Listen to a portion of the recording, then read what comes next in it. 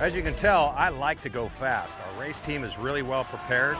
We like to look good, but we also like to dress good, and that's why we shop at Franklin Road Apparel. I own the company, and I wear the clothes that we sell in that store. So check us out. We carry all the top brands: Baldwin, John Barbados, Billy Reed, Goodman brand, and on down the list. So come see us, Franklin Road Apparel, Franklin, Tennessee.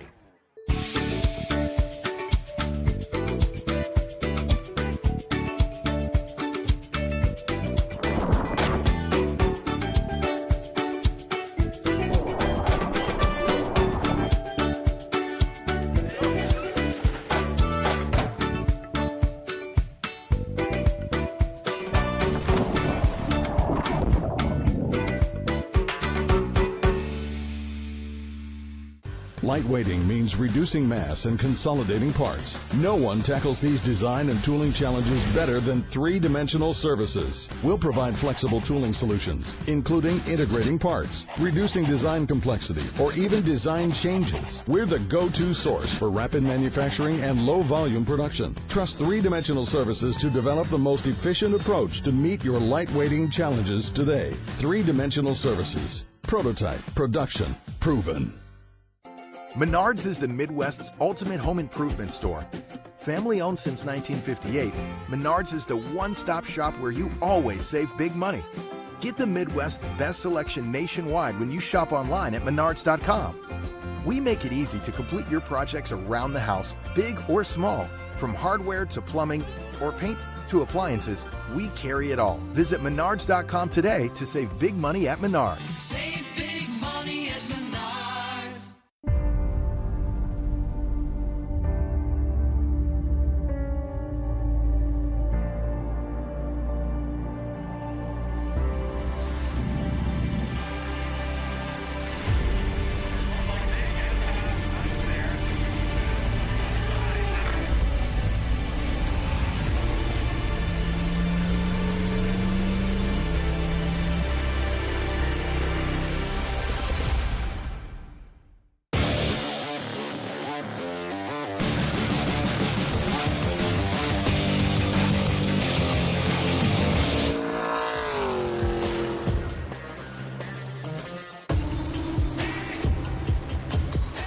Everyone, welcome to the Memorial Day Classic from Lime Rock. It's been a big part of Trans Am for many years. In fact, this year is the anniversary, 55 years since Trans Am first came here. Peter Revson winning the first ever Lime Rock Trans Am event. This year, though, celebrates an absolute record field of TA2 cars, and with me to enjoy it, Cameron Parsons. And Cameron, I'd have to say that with this record field, this small circuit, this is going to be a tough weekend. Yes, absolutely. This is the shortest track on the entire schedule, measuring only at 1.5 miles, only 7 corners. So on paper, it really looks like it'd be a simple track to learn, but we've been told by lots of the drivers in the paddock that's a difficult track to master. 7 corners that you have to get perfect and just pull tenths of a seconds off at each one. Also, just funny enough for this track, out of 7 turns, only one of them is a left-hand corner. So it makes an interesting case for how you set up the car, mainly for just right-hand corners. Well, not only is the track very tight indeed, but as I mentioned, a record field of over 30 cars, and that's going to factor in as well. Yeah, I mean, when it comes to qualifying, that's one thing, trying to land that perfect lap in only those 7 corners. But also because it's only 1.5 miles, with so many cars on track, managing that traffic throughout this 100-mile race is going to be a big, big challenge through this whole thing. So you really got to be patient. No question about it. Thanks, Cameron. We'll be hearing from Cameron later in the commentary. But now let's turn to our championship. And at the moment, it's being led by Rafa Matos, who knows all about Lime Rock and all about being patient. He has a 25-point lead, but can he maintain it here?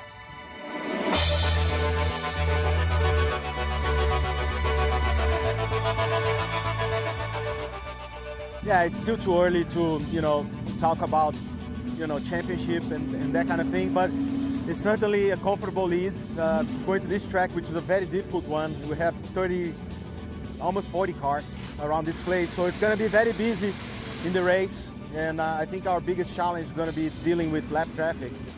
I used to say, don't put your race in somebody else's hands, so we have to be careful when we go around them. But at the same time, you have to be aggressive because there's other cars behind you trying to overtake you. So You know, it's being patient, but also with a little bit of aggressiveness and being responsible. You know, it's a points race. It's a long championship, so we have to think about the big picture here.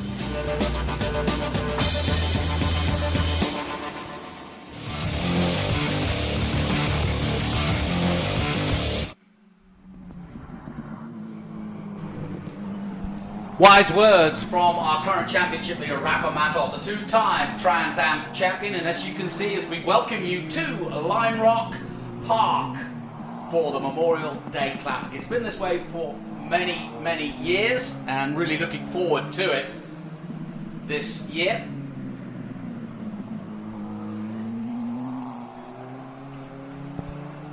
The trouble we've got at the moment is the rain, the weather. That's going to be the problem, because it's been raining this morning, and we've had quite a lot of downpour overnight. As you can see, there's some single-seaters out on track at the moment, and we are hoping that at least the weather that was predicted will stay away at least for the 100 miles we want. But I'm afraid to say that I think it's already drizzling right now. The crowds are never perturbed by it, I may add. And alongside me, Cameron Parsons, a regular on the West Coast as a driver, not necessarily knowing Lime Rock that well, but you've learned a lot about it, talking to the drivers and obviously watching it. What are your thoughts heading into this, given the weather? Yeah, I mean, I wish I brought that California weather with me, but things are looking a little different now. So I put a few hundred laps on the simulator, find my way around the track, interviewed a bunch of the drivers. One of the key elements that we've seen here is that this track is tight, it's narrow, it's difficult to pass.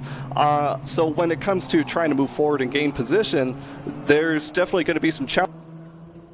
Because the track is so short and there's so many cars on track, they're going to be running into traffic pretty early on, which means they can work that traffic to their advantage and try and make passing happen in that case. Well, let's join the third member of our group this weekend. That's Greg Riggs, who, of course, is the track commentator here at Lime Rock, and he is down on the grid. Let's head over to Greg. Over to you. Thank you, Johnny. Lots of stories to be told here at the Memorial Day Classic, not the least of which is the weather. First of all, a driver who's had some hard luck to begin the weekend. Let's bring in Dylan Archer.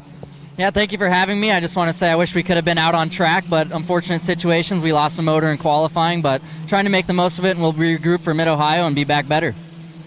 Dylan, you have a family history racing here at Lime Rock Park, and we know that they're rooting for you back home. Yeah, so my Uncle Tom actually won this race in 1993 in Trans Am at Lime Rock, so I was hoping to do my best to carry on the tradition, but here we are and just trying to make the most of it.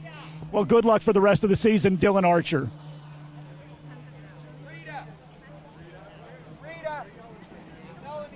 Yeah, good story from Archer there, but it's a real shame, actually, because Dylan, of course, is fighting for both the rookies and for that 20,000 in the Young Guns, and he was 3rd and 4th in those championships, and this is going to lose him major points, but yeah, what can you do? You lose a motor, what are you going to do? Yeah, unfortunately, just no car is completely bulletproof. So we've seen throughout the year so far, I mean, this is round 6. Attrition is a major battle, race to race to race. And for anybody that's going for points, every finish counts. So you're trying to finish as high as you can, but even just taking the checkered flag can be a... You know, it's an interesting footnote. We just mentioned Tommy Archer, a former winner here. Well, Boris Said was a former winner here. He's here this weekend, but not to race. He's here looking after Boris Said Jr., who's out on track right this very moment and taking his way and learning his way in single-seaters. So just a nice little footnote to say that the racing continues right across. Let's head down again to see what Greg's got. Down to you again, Greg Riggs. Thank you, Johnny. We're down here with Adrian Lostowski.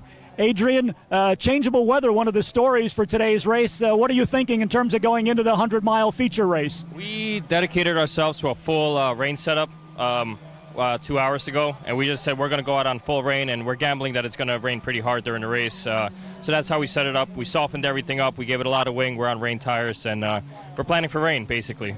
How difficult is it, having not driven the car in the rain, changing the setup that drastically? We've been here in the rain last year, so we have a little bit of experience, so I think we'll be okay. I'm pretty happy with the conditions now, and I'm pretty happy with the setup right now. I think it's going to help us rather than hurt us. So you're committed to the rain tires regardless of what happens? Exactly. Committed to rain tires no matter what happens. That is Adrian Wastowski, the driver of car number 3. Let's send it back up to Johnny. Thanks, Greg. Yeah, no question about it. A tough weekend for Adrian Wastowski because we were out in practice watching him and we were sort of going, oh, this is great. He's right up there, top 3, top 4, and then suddenly he has to qualify where he expected it. Yeah, he was turning some real quick times at the beginning there. Adrian was turning some real quick times at the beginning up towards the front. But then next lap around, we saw him come by and he came in with the flat. It turned out that somebody was released from the pits and Adrian, unfortunately, was just wrong place at the wrong time and got sandwiched between this car and another. Ended up colliding with them, ended up with the flat tire, and so he's been trying to recover and pick it back up since. Great stuff you're going to be hearing from Cameron Parsons throughout the day, but once again, let's get down to Greg for the latest down on the pre-grid.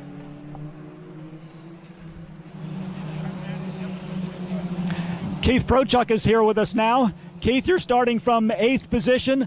We're asking everybody the same question. What's your choice on tires? We're on wets. I think the rain's going to be coming down a bit harder. So I think we'll be in a good position. Last year I was really fast in the wet. This year I'm pretty fast in the dry, but again, this is all of our first sessions in the wet. I think we're going to be in a pretty good spot. Have you talked to the crew about the possibility of doing a tire change? Yeah, we looked at the weather, and it might get drier, but our objective right now is start in the wet, make as many spots as we can, and then we'll just see what happens. What will happen if you do have to make a pit stop? Yeah, I guess we'll probably decide that on the fly. We're not really sure just yet. That is Keith Prochuk, the driver of car number 9. Back up to Johnny. Greg, because that is the question. It's all very well going to full wets. What would you do in this position? You're a driver. You've seen what the weather's done. He's right in predicting potentially more weather coming, but it's tough, isn't it? Yeah, right now we're about 20 minutes until the green flag, and so you're running out of time to make those decisions. We've had instances in the past where we show up with wet tires on one side and slicks on the other. So that when we have to make that decision, we're saying, okay, we're going to change whatever two we need to change to commit to a wet or a dry setup. Yeah, you could see the sitting water there, and we got torrential rain. I got up about 3 o'clock in the morning because it woke me up. It was that loud on the hotel roof because it was just constant from about 9 p.m. last night, all night long. It stopped this morning, but then we got more rain when we got here about 9 a.m. this morning. Yeah, it's been teasing us a little bit. I was making my rounds through the paddock, checking in on drivers this morning, and every time some sprinkles started coming down, I saw the drivers come out of the trailers and just kind of look around and try and see what the weather's going to be like in just a little bit. Yeah, well, as always, as it was last year, we had a lot of rain last year, but this crowd is always undeterred. They love the Memorial Weekend at Lime Rock. They come out in their droves to enjoy it. And certainly coming out on the pre-grid is Greg and Greg Ricks. What's the latest down there, Greg?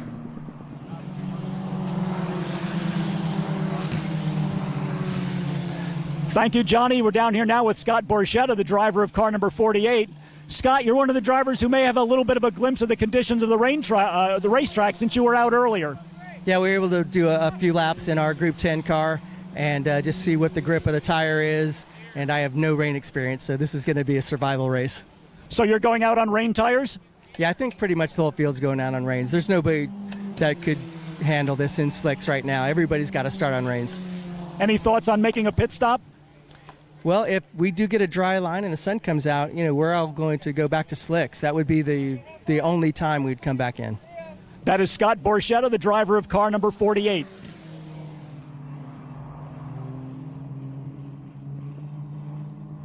As always, and as you can see, the umbrellas are up, the drizzle is down.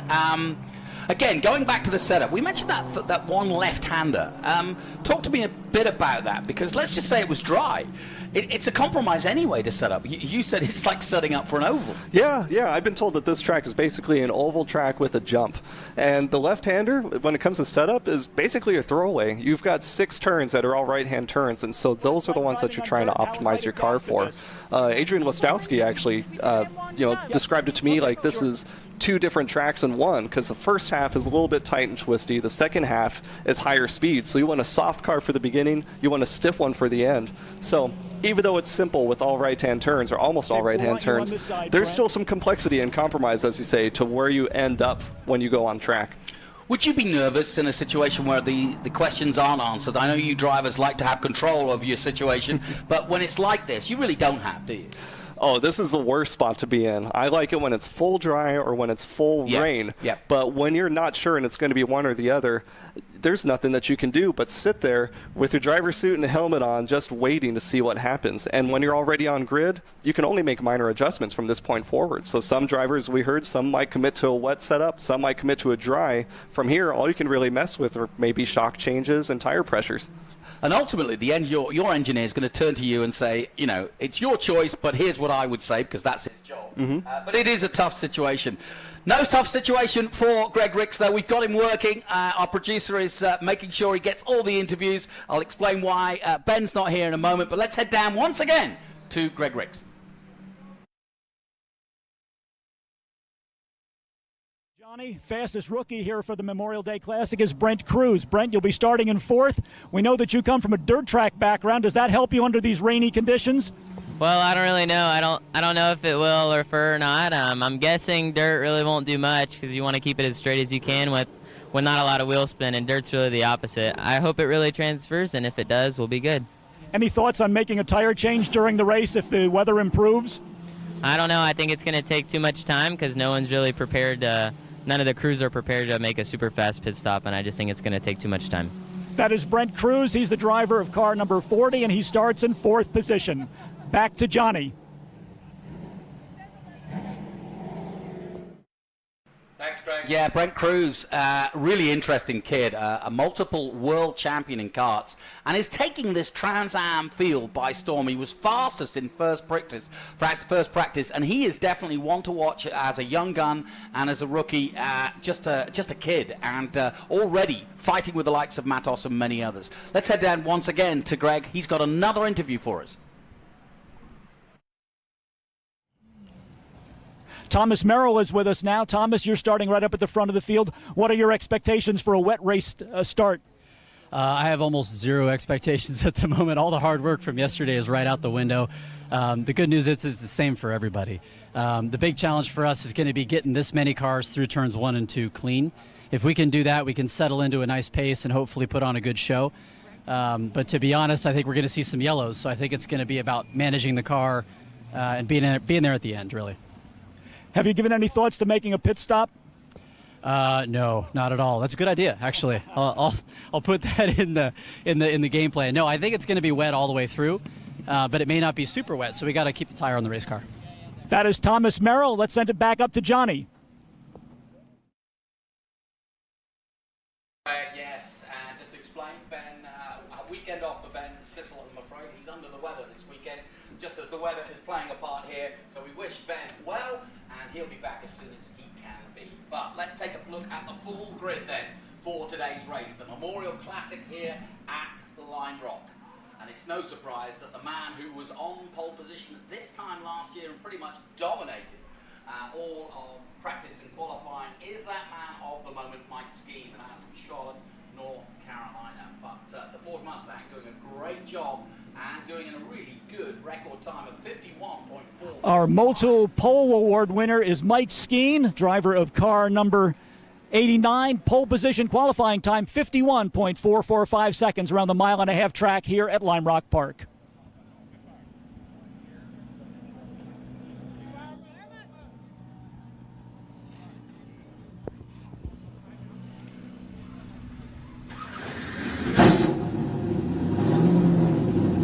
So let's take a look at the onboards now. Already the pole man with a 51.445. Skeen in brilliant form in the three-dimensional services group. He's not doing the full season, but he's still very much a contender for the championship and as fast as you like. He's also doing IMSA this year, hence he's not doing the full season, but whenever he's in a Trans Am car, he is competitive, and of course he was pole here last time. Alongside him, though, will be Misha Goikberg, the man from Canada in the BC Race Cars Ford Mustang. And alongside him in third place will be, or just behind, will be Thomas Merrill. We just spoke to him, the man from California. And Thomas Merrill lines up on row 2. And alongside him, another one of the youngsters that we just spoke to, Brent Cruz. So, Rafa Matos, our championship leader, starts 5th. Connor Zilic is 6th. Evan Slater, 7th. Pro Chuck in 8th position. Tyler Casera in 9th position. Cameron Lawrence in 10th. Lostowski. Then Adam Andretti. Disappointment for Adam Andretti. He's usually quicker than that here. He was quicker here last year, but he's 1.1 off the leaders in 12th position. Danny Bender in just his 3rd race is right there with Darren Mock. Then it's Anderson and Borchetta, 15th and 16th. Incidentally, Scott Borchetta in the slower group, they did it in group sessions yesterday. He was the only one to get into that faster group. Petty Pass, the man from Canada, Aaron, starts in 17th place. Rhett Barku in 18th. Peterson, Bose, Abate, Michelle Abate, 21st.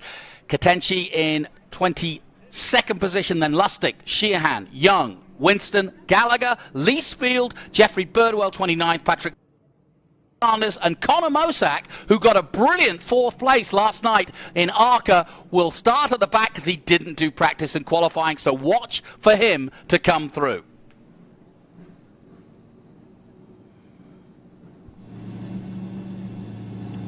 Again, I'm joined by Cameron Parsons, who looking forward to this, I know, and has been talking to some of the drivers. We've got some great youngsters out there, many of which have never taken on Lime Rock. This is the toughest way to take on a new track, especially when it's so short. Yeah, I mean, just jump right into wet conditions. I mean, they're just being thrown in the fire. But I was talking to Brent Cruz earlier, for example. He told me, even though he's never been here before, he was putting in a few hours on the racing simulator, and I'm sure that's what everybody's doing in preparation. Where it is, it's clipping now. So as they get ready, they watch videos, they look up on YouTube, finding onboards, they download the simulators and everything. They do everything they can to just at least get a sight, get a visual of what a fast lap looks around this track.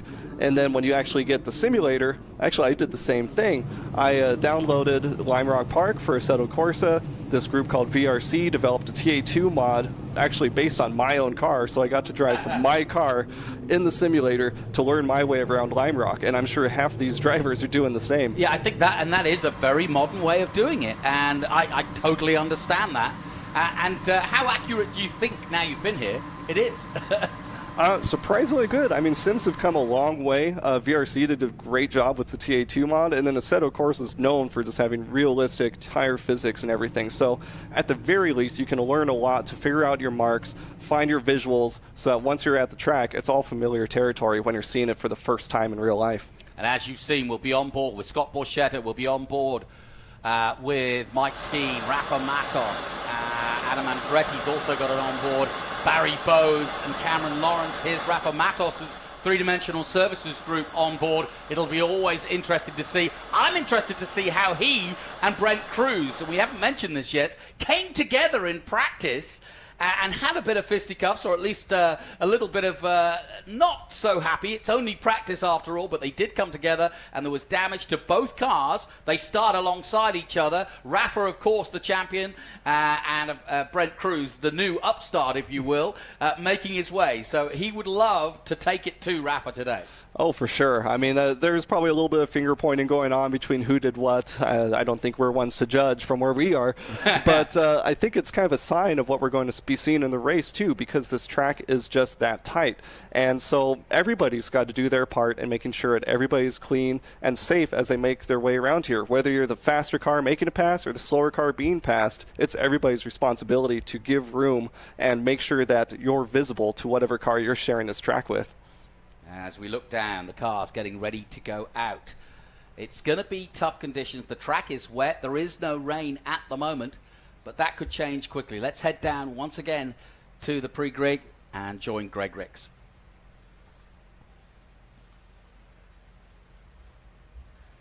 We commemorate the sacrifices that form the foundation of Memorial Day. Please join me in welcoming the color guard from the Cas Morse Honor Guard of the Connecticut State Police.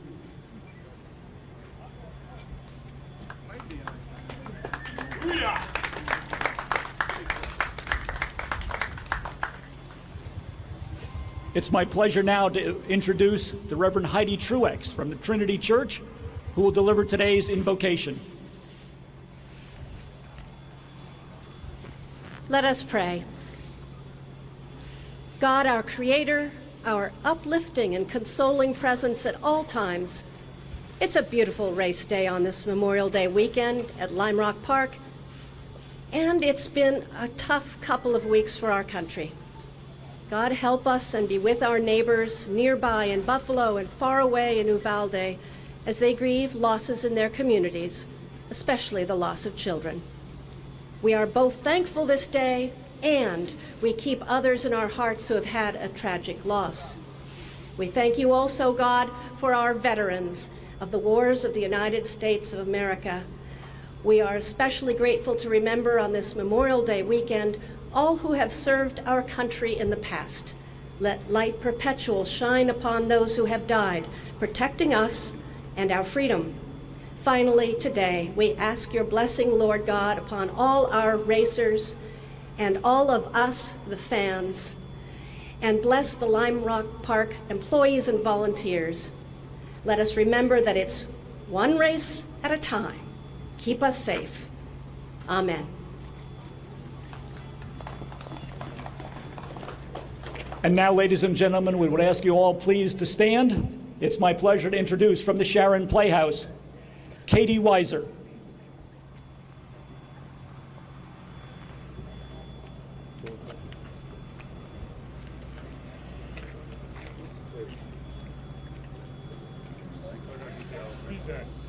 Oh, say, can you see by the dawn's early light what so proudly we hailed at the twilight's last gleaming, whose broad bright stars through the perilous fight o'er the ramparts we watched were so gallantly streaming, and the rockets red clear, the bombs bursting in air, gave proof through the night that our flag was still there.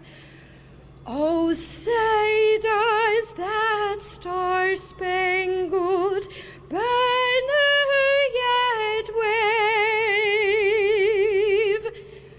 o'er the land of the free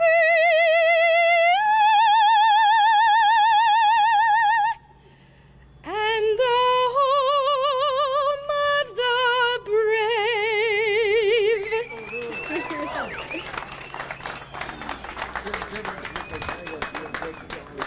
Let's bring in now our Grand Marshal for the Memorial Day Classic. You met him earlier, introduced by Skip Barber. This is Anthony DeMonte, the CEO of the Skip Barber Racing School. Anthony, time for the most anticipated words in motorsports. Racers, start your engines!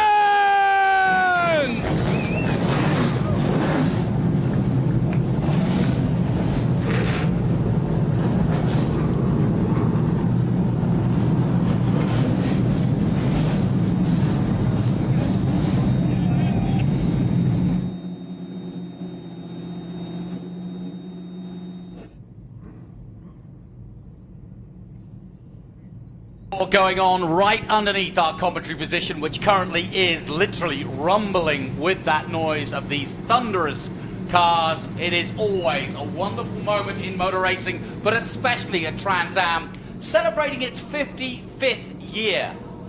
I wonder what Peter Revson, who won the first race in a Cougar, would think. Many of the greats have raced here over the years, and soon they will run down that Sam Posey straight into the first corner in very unpredictable conditions. Alongside me, Cameron Parsons. And Cameron, this is going to be a tough race, and it doesn't matter how much experience or how good you are, you cannot predict what the others are going to do and what the weather's going to do. Yeah, I mean, racing is so much about adapting to situations that you're not expecting, right? And so, especially when we've got mixed up weather conditions like this, we've got this many cars on track. I've had conversations with other drivers in the past where we're kind of plotting out, okay, what are you going to do on the start? I'm going to try this line, I'm going to try that. strategies or how many paths you try and talk yourself through, as soon as that green flag drops, anything can happen from there. So it's going to be interesting. We're going to have 2 formation laps. And that's sensible because David Hoots, the race director, will be thinking to himself, well, look, let's get them having 2 laps. One, it'll do one of 2 things. In these drying conditions, because it isn't raining at the moment, it will give themselves a chance to dry the circuit out with these hot engines and hot cars. But 2, it'll give each and every driver, especially the youngsters who've not raced here, a chance to see just how good and how grippy the conditions are. What would you be looking for if you had 2 formation laps? Yeah, a couple things are going on here. I mean, the formation laps, it's a good thing we have 2 of them because this track is so short, so you need that extra time to get things warm. But on top of that, with building heat in the brakes, getting the motor warmed up and ready to go, you're looking around on the course. This is kind of a recon lap, so that you can hunt around, try and find, okay, is there a dry line? Where are the puddles? What's wet? What's damp? Is there any standing water anywhere? Is there any grass or dirt or any debris left over from the previous group that went out? So taking these 2 laps, you've got enough time to really look around, scan the track, and kind of plot out, okay, where is the track a little spotty? Where am I going to have grip for this opening lap? Well, as you can see, the championship standings on the left-hand side there. Rafa Matos with a 25-point lead. And that's why Rafa, currently in 5th position at the start of this race, has to be careful. The worst thing he could do today is give any points away to Tyler Casera and Thomas Merrill, who aren't that far behind. I didn't mention Mike Skeen purposely because although he's 2nd, he's not going to be doing the full season. So it's Casera he needs to watch, Merrill he needs to watch, and Cameron Lawrence. So Rafa Matos really just needs to finish cleanly. He doesn't need to get in a scrap with Brent Cruz or any of the other youngsters. And he almost basically admitted that to us earlier in the weekend, didn't he? Yeah, and at this point, this is round 6 out of 12 races, I think, for the season. So we're hitting the halfway point. So any DNFs or mechanical issues or whatever attrition we face in the first half of the year, you don't want to be dealing with any more of that. This is where things start to tighten up from this race forward. And so, yeah, there are drivers that are doing a partial season. They're going for the wins. They're going for the podiums. But everybody else is thinking purely about points. They want consistency. They want to finish regularly as high as they possibly can, but they've got to do it safely. So you might start seeing, fewer and fewer aggressive moves or chances being taken, and you've got to approach it much more calculated from this point forward. It's an hour of racing, 100 miles. Where can you overtake? You've been talking to Dylan and a few other drivers this morning. What did they tell you? This is such a difficult track to pass on, and so as you might expect, at least turn 1 is the biggest opportunity of all. It's a little bit more of a straightforward corner. It's a little bit wider. You've got grip both high and low, so if you can get your nose in there and squeeze in, it can be done. For the rest of the track, it's actually very difficult. You almost have to wait for an opportunity for a mistake to be made or something like that. But no matter what, you've got to be setting up these passes at least 1 or 2 corners ahead of time because these sections are so short till the next turn. Well, they're coming over the crest of the hill that is turn 5 and down towards 6, and then they run down through the turn 6 corner and down underneath this bridge into the final turn, turn 7.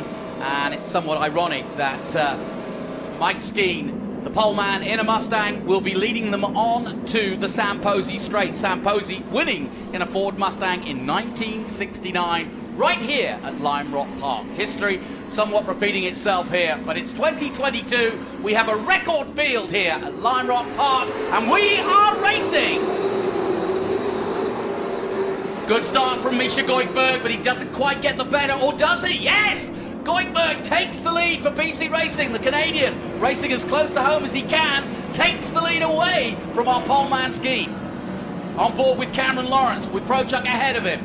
On board with Skeen in 2nd place, just settling through turn 3 and into the right-hander 4, and now things start to settle down, but Cameron, nice clean start. Yeah, that was a great one. I mean, the Trans Am rules have it set. They like you to be packed up side by side, everybody getting on the gas at the exact same time when the green flag drops. But still, milliseconds count, and Goikberg right there just caught Skeen just a tiny bit behind, took advantage, and just comfortably worked his way into turn 1. That was fantastic. Yeah, I think Skeen's playing the long game. He knows he doesn't need to make any heroic moves on the first corner, and so he didn't. On board with Lostowski coming into 7. Now you see the traffic. Yeah, it's already building up. I mean, these cars are going to be so close, especially in the top 10, top 15. Their qualifying lap times were right together. So we're definitely going to be seeing a front group kind of stay collected through this race. And I'm sure they're going to just be swapping positions left and right through this whole thing. Now, we heard Prochuk interviewed, we heard several drivers interviewed about what they were going to decide to do. Some thinking wet, some thinking dry. I think most will go on the dry setup, but we'll soon find out. If there are people on a wet setup now, it's dry. I think they could actually be several on the wrong tires right now. Yeah, that's the gamble, right? When you're about 10 minutes away from the getting to grid, you've got to make a decision. So do you commit to a wet setup? Do you commit to dry, or do you try a little bit of something in between? And so for lots of these drivers, they might be trying something in between, but the rain tires versus the slicks, that's full commitment. You have to pick one or the other. So the cool thing is, we've got a mix of tires, we've got a mix of setups. Those wet tires will surely burn up a lot quicker if it stays as dry as this. So I know that those guys are going to be hoping for rain to come through. What you've got to watch for is guys taking odd lines as the track dries out. Because if they're on a wet setup, they'll want to keep finding those little wet patches to make sure that they keep the tires cool, because as we all know, wet weather tires on a dry circuit, they don't last too long. Yeah, exactly. You want to get heat in the tires because that's what kind of activates the compound to generate the most grip.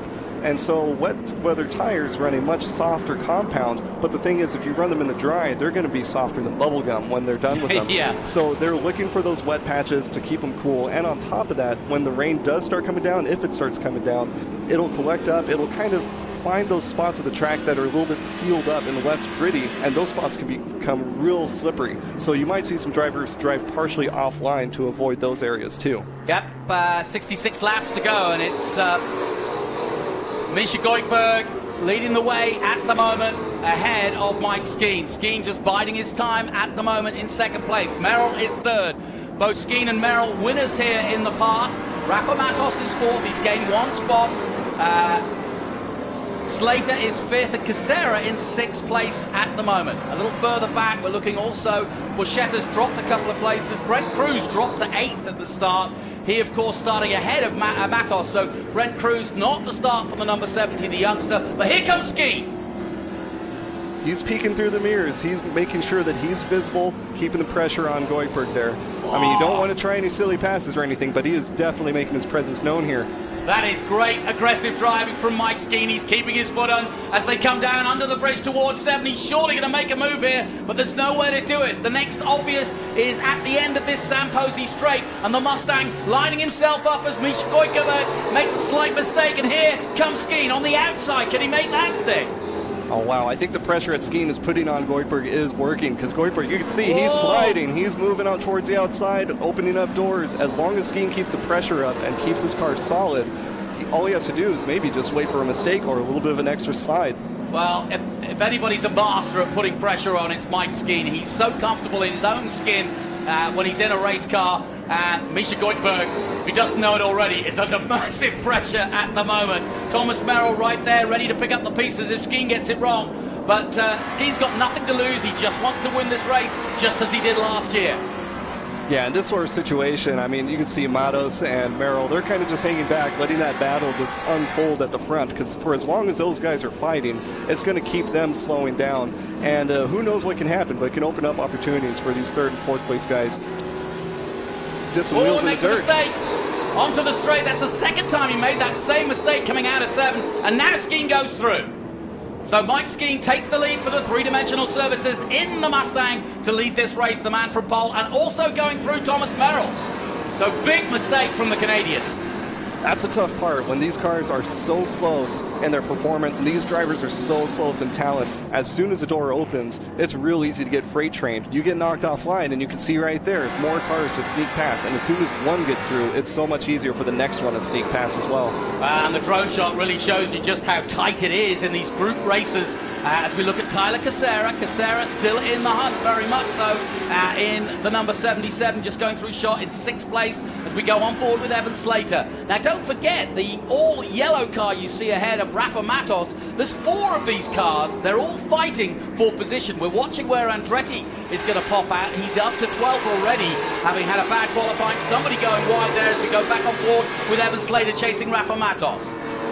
Yeah, and you can already see the track is starting to dry up. We can see it on the straightaway in front of us. So it's hopefully those ones that got the setup right, that's got to be paying off right now. Casera getting side by side with Slater. Slater, another one of the youngsters, making a name for himself for the 3Cube team. And Tyler Casera, still a youngster, I suppose, but really just bounced onto the scene just a couple of years ago. But now, since he's joined the Stevens Miller Racing team, he has become the complete article, a full team behind him now. It used to be just him and his family going to races, but now Tyler Casera getting the full support. And as they go up over 5, somebody's slowing. And not quite sure who that is yet, going on board with Cameron Lawrence. And look at the group he's fighting with. 5 or 6 there. As already now, Merrill starting to stretch his legs, having got past Skeen. So Merrill now leads this race. Yep, Merrill Lawrence right there, sneaking on the inside out of turn 7 and landed it. I'm going to correct myself there. Skeen is still in second, but Merrill has got ahead. So that's what happened. Merrill 56.8 that last lap as we go back on board with Mike Skeen. Now he's currently running in what, 3rd place, because from Merrill has got ahead of him. So we're starting to spread out now, and this is all that Merrill needed to get ahead, and now these two pulling away from the rest of the group, and that's what they'll want. It becomes a lot different of a race when you're just concentrating on one rather than 15 other cars. Yeah, I mean, one thing that's becoming apparent now is now that the track is drying, the conditions are changing, and so we're seeing the different setups starting to pay off, and so who got it right is definitely pulling further and further ahead now. Andretti up to 9th now, so Adam Andretti, who had a poor qualifying, but that's always the way with Adam. He never really talks too much about qualifying, and then in the race he's there or thereabouts, and he's trying to catch Rafa. Somebody coming in, is that Goikberg, I wonder? We'll soon that looked find like out. Goikberg. He was falling down just a little bit. Oh. No, Goikberg is going down the main straight in the number 20, but going slowly. So problems for the Canadian. I thought he was in trouble of some sort.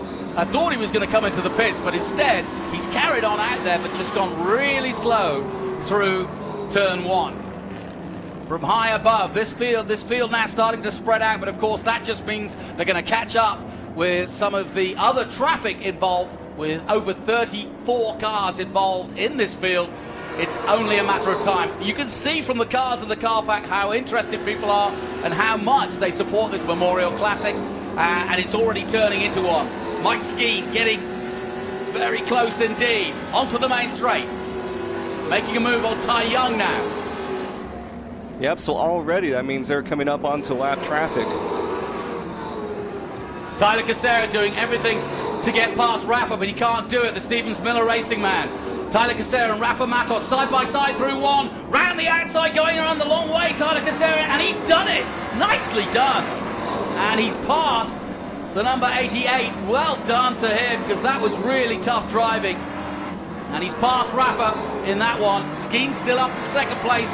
But this is turning out well for the man who did his first line rot last year, got 8th place, did Tyler Casera, and looking good at the moment.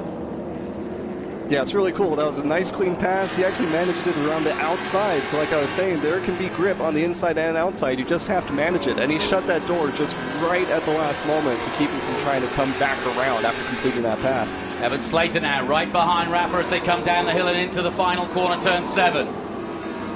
You can see he started to sneak up too. If you want to try and get a pass into 1, that pass starts on your entry into turn 7. That's where you got to build up that speed on this short straightaway. Cameron, we now got a definite dry line. Yeah, the dry line is there, so I'll be curious to see who's sticking to it and who's trying to stay off of it. Now, first real look at Adam Andretti in 8th position. He's got Brett Barco behind him in the Dodge. And Dodge have had a win here before. Let's not forget, they haven't had many here, but they have won in the past as we go back down, and one of the BC cars is in, and is it the 20? There it is, the wet tires are coming off, dry tires are going on. That was the problem Misha was having, is that he was coming out of 7 on wet tires on a drying line and finding himself no grip. Yeah, that's a difficult part. So, I mean, he was able to command that lead at the start because the track was still wet, but those conditions just change so fast. And then you got to do the math. Is it going to be worthwhile to take the time to change tires? And look at Tyler Casera not holding back. He goes on the inside at 7, takes 2. Rafa Matos down the main straight. And he too is pulling offline to I don't know if he may well be on wets too, and therefore having to struggle to stay out, hoping that it will rain, because he took a very strange line through there, looking as though he was looking for some wet patches. So Rafa could have been caught out by this. And as we said at the beginning, we don't know what their strategy is until they actually get on track. So we're now working out who's on wets, who's on dries, but obviously we now know that Goikberg was on the wets and has now changed to the dries. He'll be back out soon as Rafa Matos. Let's take a look at Rafa's lap times. He was cutting, 58 compared to the leader's 56. So Rafa's still on pretty good pace at the moment. Yeah, and pretty consistent too. I mean, he started at about a minute in the early lap times and then has progressively been getting faster and faster. So the track is starting to even out. We're seeing cars kind of find their pace as the conditions stay the same. And smoke down by turn 1, it looks like. Yeah, that looks a bit ominous, doesn't it? That's not normal. Somebody may have blown up there, because coming into turn 1, there is a runoff there underneath our camera position, just to the right of this shot. I've seen cars go down there before, so let's keep an eye on that one. But plenty of overtaking going on with different tyre strategies, or at least different tyre ideas. Expecting rain that hasn't come yet, but they could all get it right if it does start to rain. It's been raining most of the last 24 hours, but suddenly it all cleared just as we cleared the grid. Amazing. Stay on board with Rafa Matos. 13 of the 68 gone. Thomas Merrill weaving his way through. Great start from Thomas Merrill, the man from Salinas, California, who really didn't have the best of California dreams last time out. In fact, it was a rotten weekend for him. Really wanting to bounce back this weekend. And likewise, Mike Skeen looking to do what he always does at Lime Rock, which is dominate. Casera now up to 3rd. Slater, Lawrence, Matos has dropped to 6th. Further down, Borchetta still 16th. Pettipas, the new boy, if you will, in 17th position. Peterson 18th, Abate 19th, and Tommy Sheehan in 20th position. Yeah, it's so funny to see some of these drivers, I think Merrill being one of them, even Andretti, it's like they do their best when the odds are stacked against them. It's they can start, they have the pace to always start up front, but somehow they get mixed up in bad luck. But it's like when they get pushed back behind for whatever reason, they've got that extra drive, and they've managed to find their way moving forward through the field.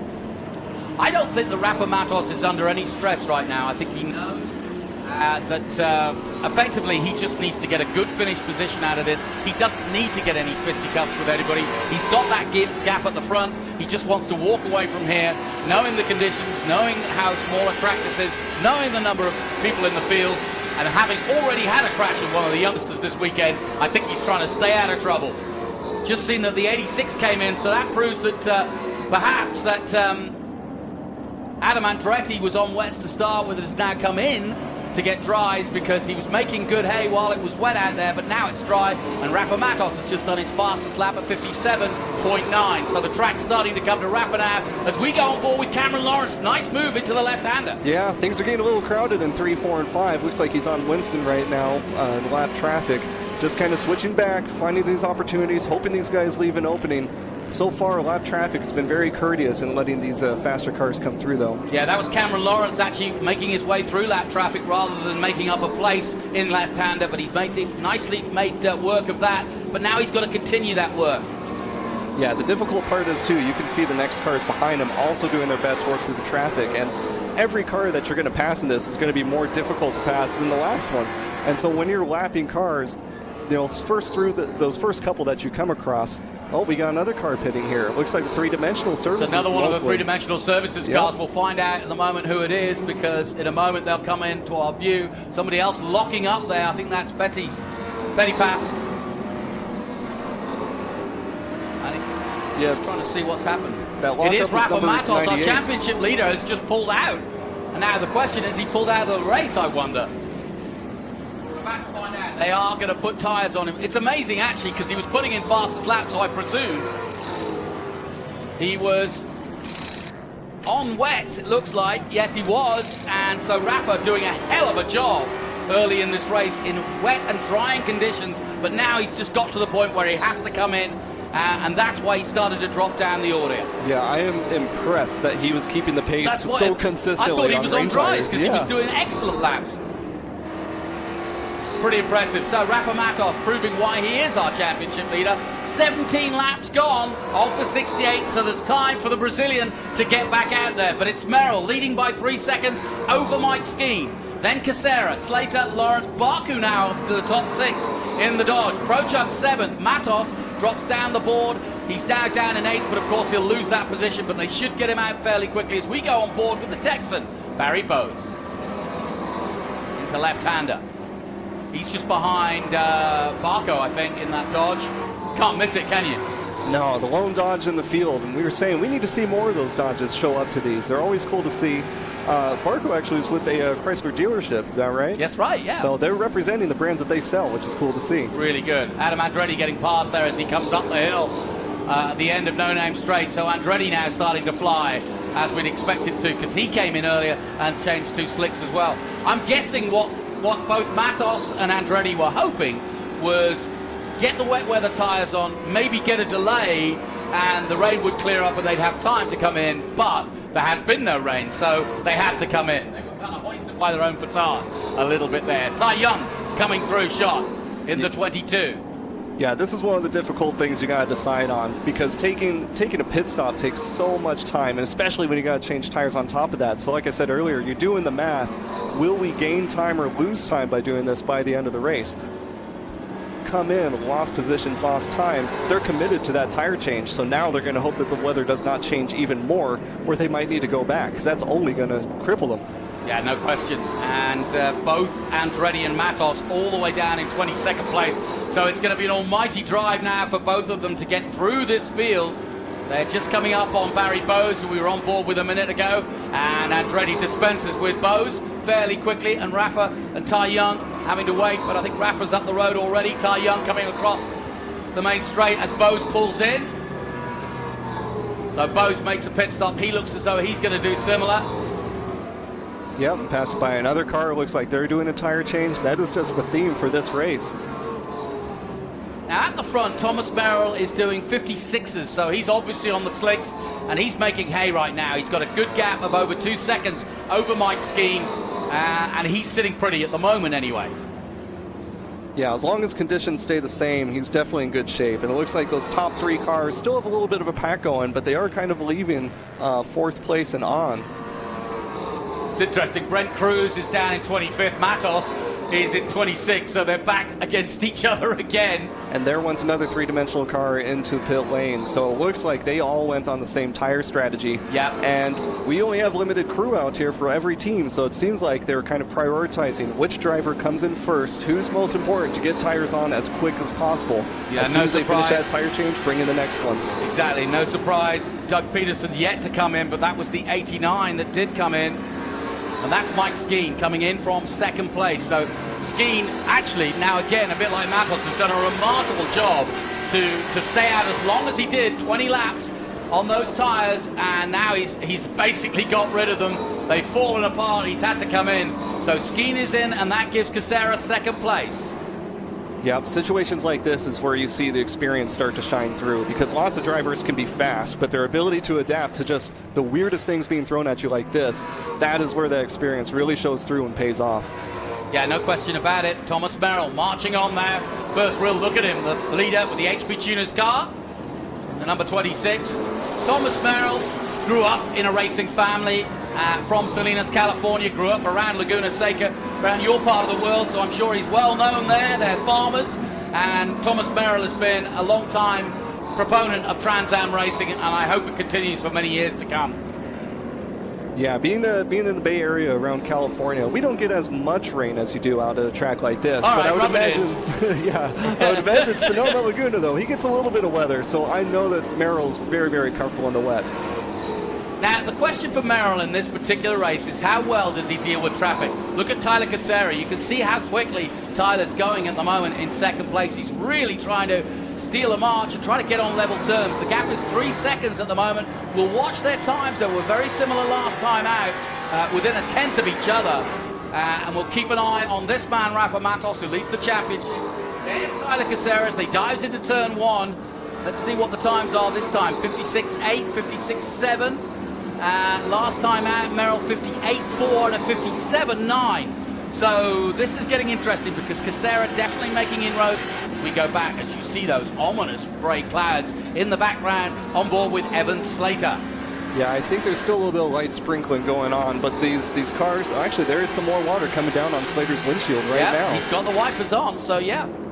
So there's... Oh yeah, there's a definite rain start. Well, here it is. Just as things were settling down, it's starting to rain again, folks. We go back on board with Lostowski. Yeah, but I just saw Lostowski in the hot performance car. He's slipping and sliding just a little bit more and more. Slick tires on a wet track do not mix.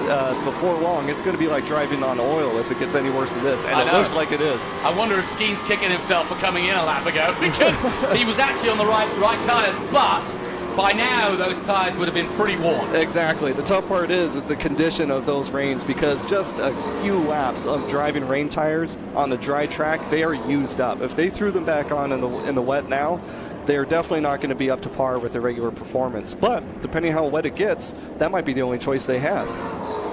Well, this has been a fascinating race so far. It's being led by Thomas Merrill out front. He's being chased hard by Tyler Casera. The blue flag's waving. Evan Slater, the youngster, is in third place. Cameron Lawrence for Rhett Bark, who is up to fifth place, a former Rookie of the Year. And Keith Prochuk in sixth place. Elias Anderson, looking for his best result of the year, is seventh. Scott Borchetta, likewise in eighth position at the moment. Did a good result at Sebring, but let's see if he can do that again. And the conditions at the back of the circuit, it seems, because I'm looking out of my window, I can see a bit of drizzle, but the circuit at the back is where it's most wet. Here we go. You can see it for yourself coming into seventh. The spits on the window are turning into big, bulging raindrops, and so it's going to get nasty out there as we look at the number 3 of Adrian Lostowski. Pick that number because he loved Dale Earnhardt, he told us. Yeah, this track is nearly home territory for him. Yes, too. it is. So he's got some experience out here. He's got experience driving the wets. This is only his, I think, second year driving in TA2. Right. But he picked up on it real quick, and I pitted with him at Sonoma recently. And this is a team owner and driver who still likes to get his hands dirty. He's always underneath the car, wrenching on it. He doesn't just give commands. He gets in there and works on the car. So that's really cool to see out of the team owner and driver. Yeah, and you make a very good point. He is a classic Trans Am driver, has done a lot of it himself. He was the runner-up in SGT a couple of years ago, then swapped over to Trans Am, and he's never looked back since, and he took to it like a duck to water, but you need to be like a duck to water today. I'm also going to look out for both Connor Zilic down in 28th position, Brent Cruz now down in 27th, and also Connor Mosak. We haven't mentioned him yet. Connor Mosak's in the middle of this field somewhere, but having started at the back, I wonder what he started on and how he's going on. He's currently listed as 25th on track at the moment, and so we'll keep an eye on as to what Connor both is on in terms of tyres, therefore whether he comes in or not, but he could come good and get some good points out of this, having started from the back. Brent Cruz, we believe, has got an engine problem and has retired. Just heard that from the pits. Brent Cruz, one of the early favourites here, started in the top 3 rows, and that's a real shame for him because the multiple kart champion, just a teenager, one of our youngest competitors, was looking very competitive until he had that engine problem. And likewise Dylan Archer, if you're wondering why he's not on your score sheets, he too had a motor issue yesterday and is sadly on the sidelines. Yeah, speaking of Mosak as well, I mean, he had his work cut out for him because he was starting from the back for this race. And so he is kind of dialing it in, picking it up slowly. But he has not seen a lap of this track this weekend until that first pace lap, right? And so he's having everything thrown at him. You know, he didn't get a chance to warm up. Now he's got all these mixed up conditions. So he's got a lot to try and learn all at once here. But you can see when you look at the bottom left how Andretti is working the wheel, looking in his mirrors, over 100 miles an hour, and from the outside it looks nice and smooth. But when you see that on board, you see how much work he's doing. You see it here. Well, it's cool to see. He's kind of controlling a really mild oversteer. He's kind of pitching the car in just a little bit, letting the car do the rotation for him. So even despite the car sliding around, yeah, he's making it look a lot calmer from the cockpit than what we're seeing from the outside. Great onboard shots here as Lime Rock again throws up its weather and mystery here on Memorial Weekend. Under the San Posey straight and under the bridge they come into turn 1. Adam Andretti looking to make up more places. He's currently in 19th position, well ahead of his teammate at the moment. But it's early days as we go back with Evan Slater now, one of the youngsters. We were just talking about Brent Cruz going out. Evan Slater is far from going out. In fact, he's on a podium position at the moment if he keeps this up. But I think there's a long way to go yet 49 minutes, in fact, 27 of the 68 gone. Yeah, and Slater right now is sitting second place in the Young Gun standings. Yep. His main goal has got to be just to hold off Mozak, who's currently sitting in first, but starting from the back. So basically, as long as he keeps him behind him for this race, works that traffic to his advantage, he's going to be in a good spot by the end of this. This is good stuff from Listowski as he dives to the outside, and the inside line taken by the 26. And Thomas Merrill letting him unlap himself, I think.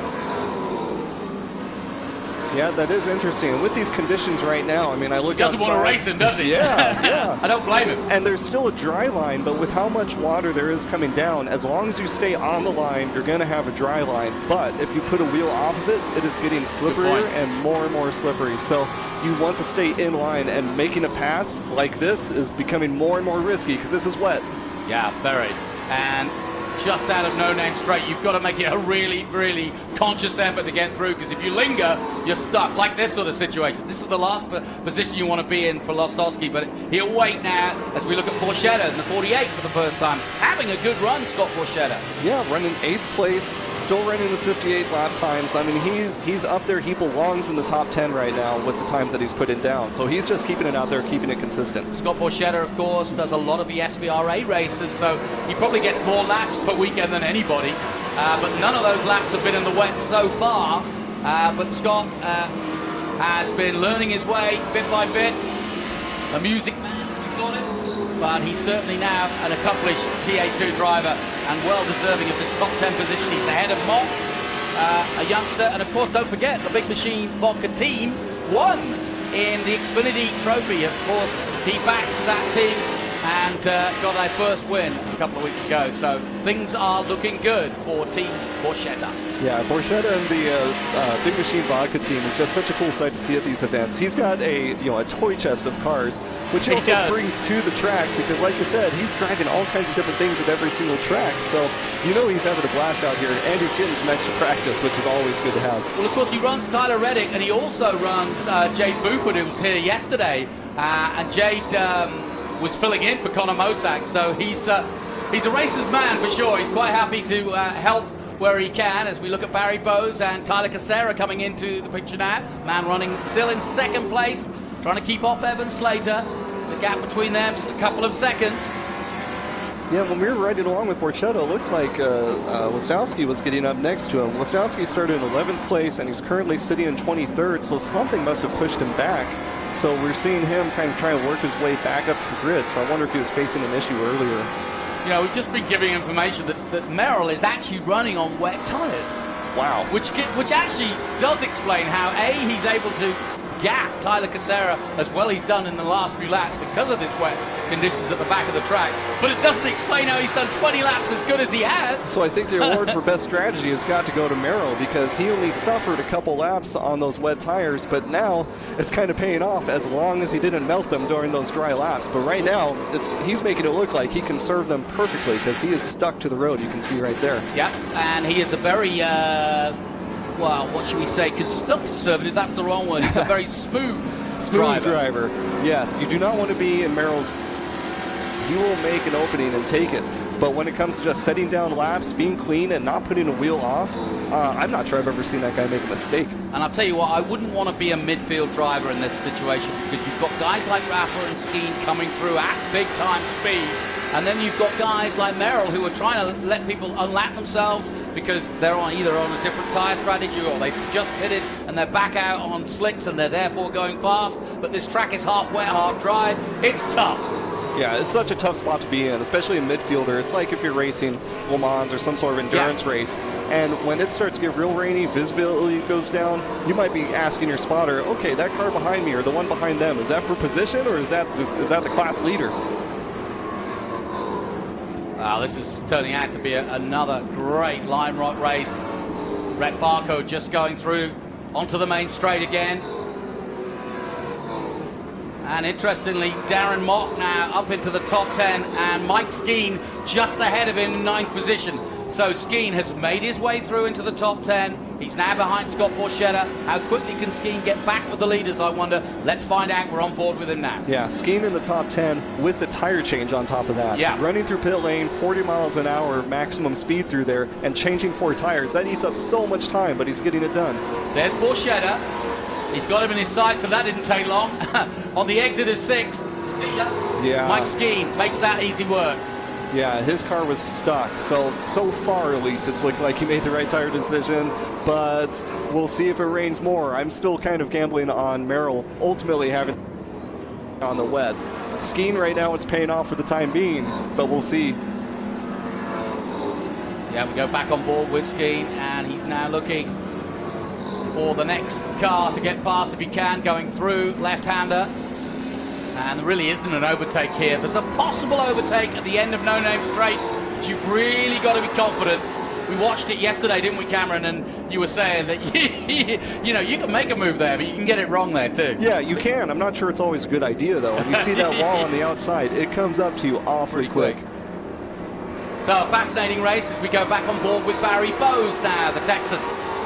And this has been a good run so far from Barry. He had to pit as well. And Bowes all the way down in what, 22nd place at the moment, but he too trying to make his way through. Merrill with traffic. He's got his teammate in the HB Tuners team effectively just behind or just in front of him, and Rafa Matos is behind both of them. Oh, breathing down his neck too. He's keeping pressure on as well.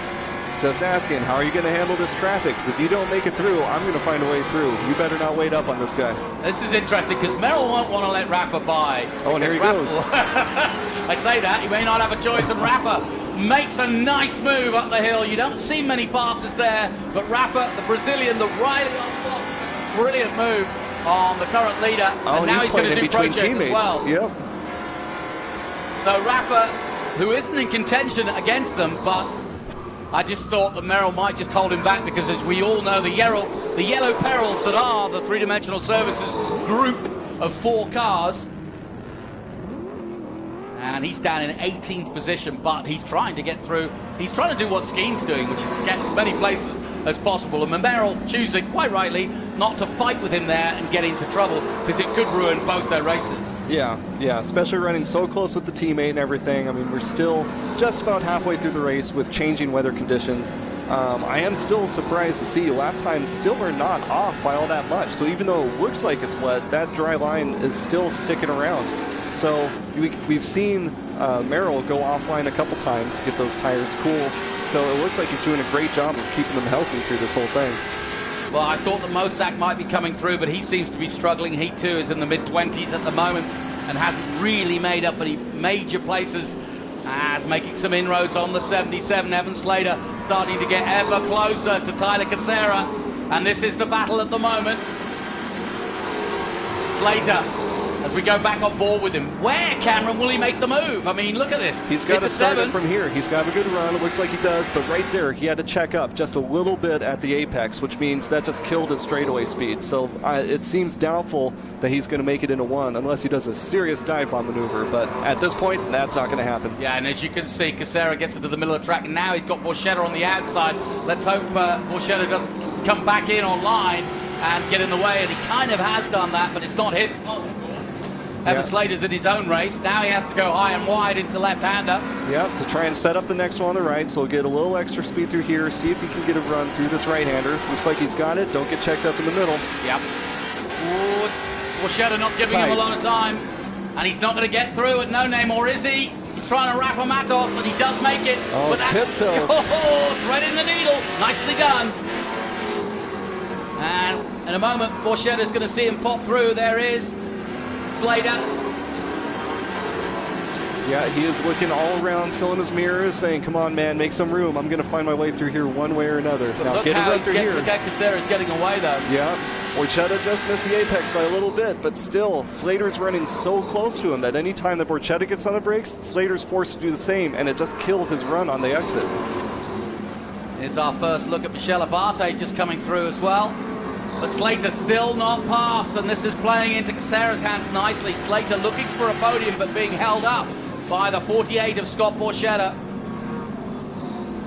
Now, we could have another dimension to this. We haven't thought about it or haven't mentioned it yet because it's been so exciting.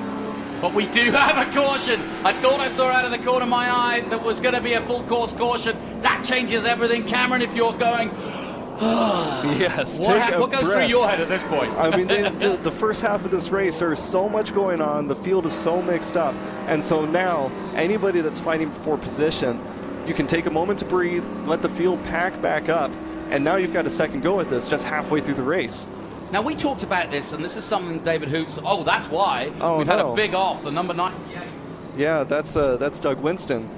That's Doug Winston, obviously, and, yeah, they're getting the trucks to... The problem with this tiny circuit is the only way to get trucks to them is via the track. Yeah. So, you know, so they kind of they're forced into a full course yellow. What I was going to mention, let's see what happened, but what I was going to mention, there it is. You can see it's in a precarious position there on the exit. Right off the big bend there. Yeah. But what does David Hoots do now? Because we've seen him try to basically instigate a situation where he tries to get the order of the race back together by bringing people through the pit lane. Yeah, so Trans Am was experimenting with this procedure, and it actually worked pretty well, where they're going to take the cars that are lapped or lap traffic and pull them off to reorder the grid so that the lead cars are in the front so that the lap traffic does not get mixed up in any of the front end battles, which helps clean up all of the track action when the green flag comes back out. It lets the leaders fight the leaders. It lets the mid-packers and the lap traffic have their own battles, everybody being around the like speed, like cars. When you say it, it sounds easy. I wouldn't want to be David Hoots trying to do this right now. If we're doing this at like a 3 or 4 mile track, that's not so bad. But we're doing it at Lime Rock. The logistics of this, I am not jealous. Plus, we've got a car strewn out on track. It started to rain even heavier. Do you come in for wets? Yeah, we were seeing it out the window. I should really have the radar up. I'm sure all the teams are looking at the weather predictions. It is coming down now, especially with this yellow flag. The cars are not cleaning up the track or drying off the track as they once were either. They're going at a slower pace, so it's giving the rain more time to collect up, and we can see those decisions being made now. That's the answer to one of my questions. Are they going to come in and change tyres? We just saw Misha Goikberg coming in the 20 for BC Racing Cars, and I think we may see several. Now we're starting to see it. Rafa's in. Back. Rafa's going back to wets, and so too is Skeen. And this is going to get very interesting indeed. This Two of the fastest guys out there. This is the opportunity to make these kinds of changes, because if your crew is fast enough, you can get this done without losing a lap. That's Doug Peterson, actually, we're watching in the 87. So Doug Peterson and Rafa making those changes. It looks like those were worn reins coming off and new reins going back on, actually. Yeah, interesting. So Skeen's still out there, but we presume he's on slicks.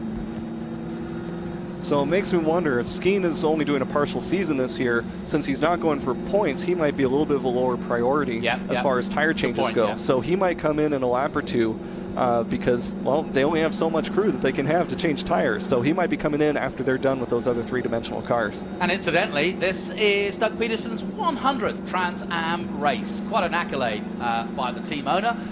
So he's been running around doing this now for 100 races in all. So congratulations to Doug Peterson, the owner of the three-dimensional services team, of which there are 4 cars out there. He runs them all, including Mike Skeen. I wondered at first why he brought Skeen in, given that you've got Rafa Mados, and that, given that the team is so strong. Adam Andretti, they did a great job to help Rafa to his title last year.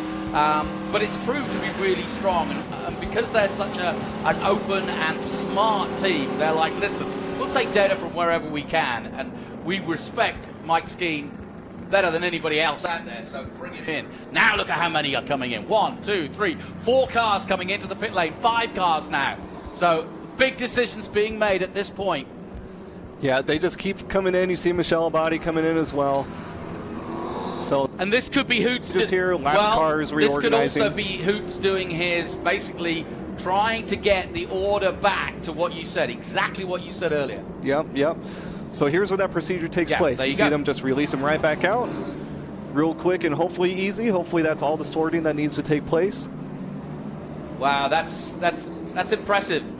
Hoots doing a really good job. And don't forget, David Hoots was a NASCAR race director for some 30 years. He knows what he's doing in these situations. And a smart decision, and something that Formula One might learn a little bit about. They got that wrong last year. We won't talk about that. But Skeen is in, Mike Skeen. and he is now going to change, I would suggest, back to wet. Yeah, absolutely. I mean, looking out the window here, the rain is just coming down harder and harder. This looks to be the direction of the remainder of the race. It's just that it's going to be wet, and you're going to want to stay on those rain tires for the rest of it. I mean, at this point, it's starting to build up where even if the sun came out, I'm not sure it has enough time to dry off for slicks anymore. Well, Tony Garcia doing a great job in the pit lane. We need to send him a poncho, I think. He's getting soaked as well. But as it stands at the moment, Thomas Merrill leads this race. Tyler Casera, Evan Slater is third, Cameron Lawrence fourth, Rhett Barco fifth, Elias Anderson is sixth. Things will change, though, as we start to file out and they start to reposition themselves with different tyres, and likewise, we should have no lap traffic to deal with at the start. I say that because it won't take long before they're getting into traffic again. Yeah, and it might be quicker this time around until they run into traffic, because rain, as they say, is a great equalizer. So we're going to see different experience levels shine through, but anybody that's not going to be struggling. And Cameron, I would say without a doubt, this is the heaviest rain we've had so far since this race began. Yeah, I just had a look at the radar, and it looks like the water is only getting worse from here.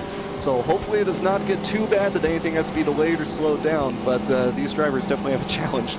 Well, it has to be Memorial Weekend, it has to be Limewalk, and of course it has to be raining. It seems every time I've come here anyway, it's been like that, but that adds to the excitement. The fans, they don't care what weather it is. They're out there in their RVs and enjoying it, and I hope you're enjoying it wherever you're tuning in around the world. But this is Trans Am at its finest. We've been coming here since, well, the early 60s, mid-60s. Peter Revson winning the first race some 55 years ago. And all the greats have been here. Donahue won here in a Camaro. Revson, as I mentioned. Sam Posey, who the straight is named after, won in a Mustang back in 1969. Parnelli Jones, of course, has won here. But more modern times, Merrill, Lawrence, all out there today have won here. Likewise, Mike Skeen has won here. Can he do it again today, I wonder? Yeah, that's why it's so tough to make predictions for this track. When we look at the past winners and everything, there's been no dominant force here. Nobody that has, a real home field advantage of always coming up on front. We have got a variety of winners, which means it could come out to anybody, especially with the wet. Who's got the wet experience? Who might have dirt track experience in their background? Because I found that often pays off a lot in these conditions. Let's just emphasize this, looking at the championship. We've got a bit of time to talk about this. Cameron Lawrence, big day for him, just 1 point behind Thomas Merrill, who's only 4 points behind Tyler Casera. Tyler Casera only 2 points away from Skeen. So the top of the championship could be very different with Rafa, Matos, Casera, Merrill and Lawrence all packed up. Mosak, who is currently sixth in the championship, could be in trouble after this race. So there you see the championship standings for yourself. Matos with a 25-point lead. Like I said, Skeen not doing the full season, but this is massive for Casera, Merrill and Lawrence. Yeah. And Slater, to be honest. 1 point behind Mosak. Yeah, exactly. I mean, right now, as it stands, the race for the championship has been for second place, but with Matos sitting further back, that's just going to tighten up the championship even more if things end up how they are right now. Yeah, and Slater's going to be licking his lips. Brent Cruz out with an engine. Dylan Archer out with an engine yesterday. Not good news for those chasing the Young Guns trophy and the Rookies trophy. So a lot of changes as we hit the halfway point of this championship. And it looks like pace car lights are off. I think the starting stand has a green flag ready. There we go. So Merrill's got it all to do. Can he hold on to this hard-charging field of some plus 30 cars? We've lost a couple, but we're in green flag racing in very wet and treacherous conditions down the San Posey Straight. Early green flag, but at least Merrill's held on to the front. We see a little bit of side-by-side going into the West Bend there. Slater's opportunity. Cameron Lawrence trying to get past Barco. As we go on board, you can see how bad the conditions are, Cameron. Oh, visibility is tough. It gets to a point where all you can see is the brake lights of the car ahead of you, and the rest of the track you're just driving off of memorization. To be fair, he's only got one wiper, so we're looking at the other side, which isn't being wiped, but he can see okay, but it's still not easy at all. Yeah, I hope that the defoggers are working. Yeah, no kidding. Well, Evan Slater starting to make a move on Tyler Casera in these treacherous conditions. Down No Name, straight and up towards the hill again. Everybody jostling for position. Slater up over the crest. The car gets light. We watched them there yesterday. You can get very unstable there quickly. Down into the right-hander now, flat out through here. Still no overtaking really. Then under the bridge and into 7. Yeah, I love seeing them go so planted through turn 6 and 7 too. I mean, still holding about 70 miles an hour. These Pirelli wet tires stick like glue. You would expect to see more sliding and more sideways action going on, but these guys are driving it almost like it's still dry. Good, good. Defensive driver Caseri gets into the middle of the road, throws up as much of a rooster tail as he can, and says to Slater, if you want by, you're going to go past me and my rooster tail. But then he gets out of shape. Casera out of shape as the Liqui Moly car 77 goes into turn 1. Slater's got an opportunity here, but he's not quite close enough, is he? Yeah, he entered turn 1 braking on the inside, probably trying to avoid some of the debris or the water buildup, but he is looking slippery out there. He overshot the braking zone. He might be going through with just too high a speed trying to defend position, but it's hurting him every time that car gets sideways. He's scrubbing speed. Well, this is incredible because it's so wet out there, not even the wet weather tires are giving them grip. Down the no-name straight and back up the hill they come. Evan Slater putting massive pressure on Tyler Casera. Casera, the former Miata man, against Evan Slater, the youngster.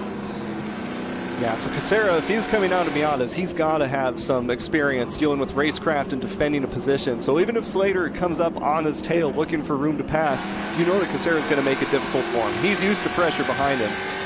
This is fantastic racing, and Slater, you can see how tough the conditions are. You can hardly see Casera ahead of him, but he's there.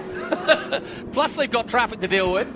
Yep, so already, like I said, early on, there's going to be traffic to deal with even after that restart. We're only like 2 laps in or so, but everybody's starting to kind of find their way around, adjusting to these conditions.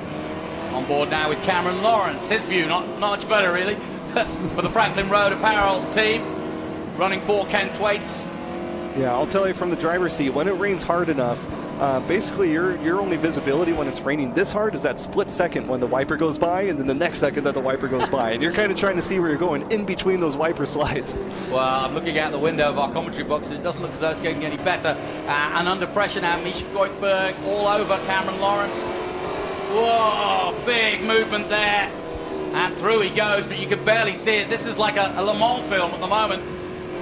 Yeah, that visibility is so difficult. Usually when it's dry, you can try and identify the weak spots of the car ahead of you, but right now you can see so little, so it's hard to pick out details of braking zones or maybe where they might be pushing or oversteering through a corner to find those advantages. Now you're just, like I said, going off of memorization and those brake lights in front of you. Good restart from Casera. He's held his own and kept his head, no question about it. The question is, will the conditions get any better? I'm not sure they will. Yeah, one thing I gotta give props to, I know that's repeated all the time, but these cars have no driver aids. Yeah. 500 horsepower and about 500 torque, and your throttle, your traction controls your right foot. Yeah, it's really hard to manage this on 275 millimeter width tires. Slater through, and they are getting past Keith Prochek at this point, and now it gets a little bit more dicey as Goikhberg right there behind Slater as well. As far as my calculations are, Goikhberg is not racing for position. He's currently in 18 at the moment. And there he goes by but he Slater wants by, there. yeah. So he's trying to get his spots back. He's trying to unlap himself by the looks of it. And you've got to be careful if you're someone like... Oh, no! Massive, massive crash!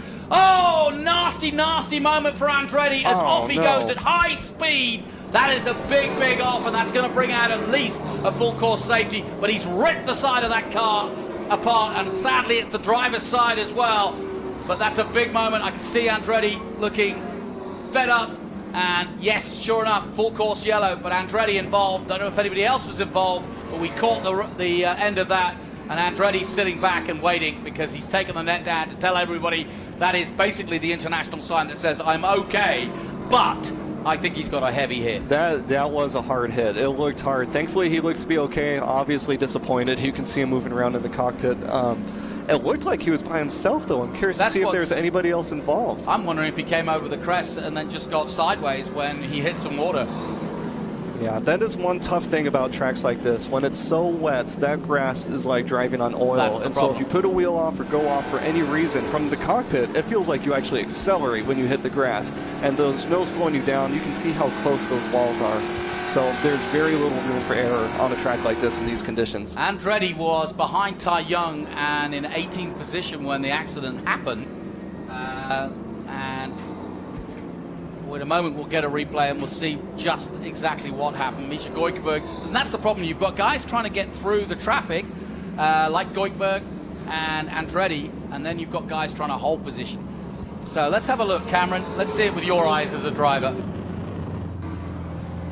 Yeah, I think he touched the grass. Yeah, just sideways. Car's clean. He didn't touch anything yet until this wall hit right here. So that's just a wheel off in the wrong place. And that's the no-name straight. I've got a feeling he may have touched a wheel on the grass there. Yep. Coming off the exit, maybe just a little too much.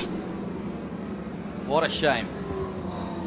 So, Adam, let's just hope he is A-OK, because Adam, of course, a long-time member of the Trans Am fraternity.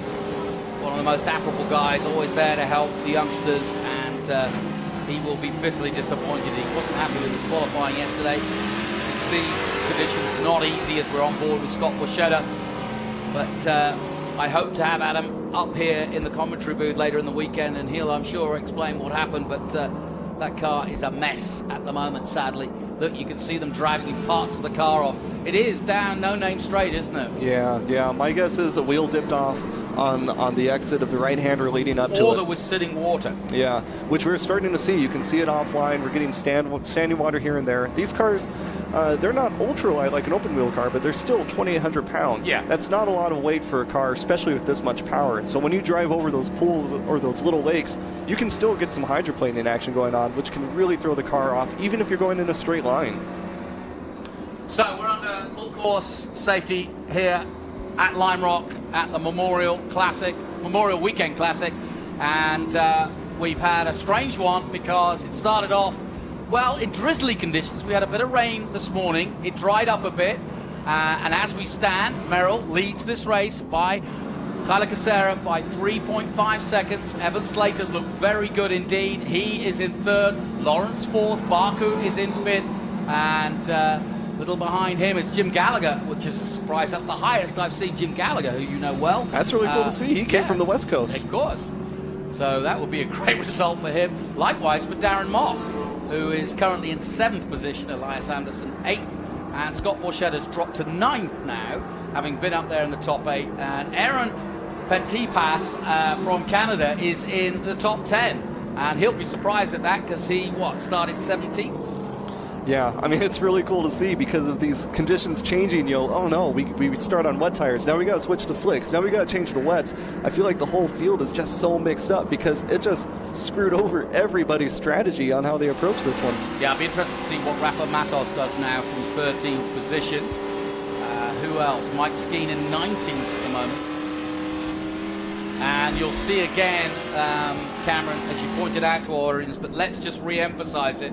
The race director will now try to get this into an orderly fashion by bringing the guys that have been lapped back into the pits and giving them effectively a drive-through to try to sort out the field. So you'll start to see it now. Yeah. Trans Am is actually one of the few series to implement this kind of procedure, and so far it's worked great. I would love to see this being used in more and more series because you see it across the board when the lap traffic starts coming into play. The worst place to be in is if you're a slow driver and you're the next car behind the pace car under a caution flag, because you're looking in your mirrors and you're seeing all these other fast your neck behind you thinking, oh no, how am I going to handle this? Yeah, the worst thing would be for your first run as a 17-year-old at Lime Rock in these conditions. I would be hating that because you just can't learn anything. You're just hanging on. Yep.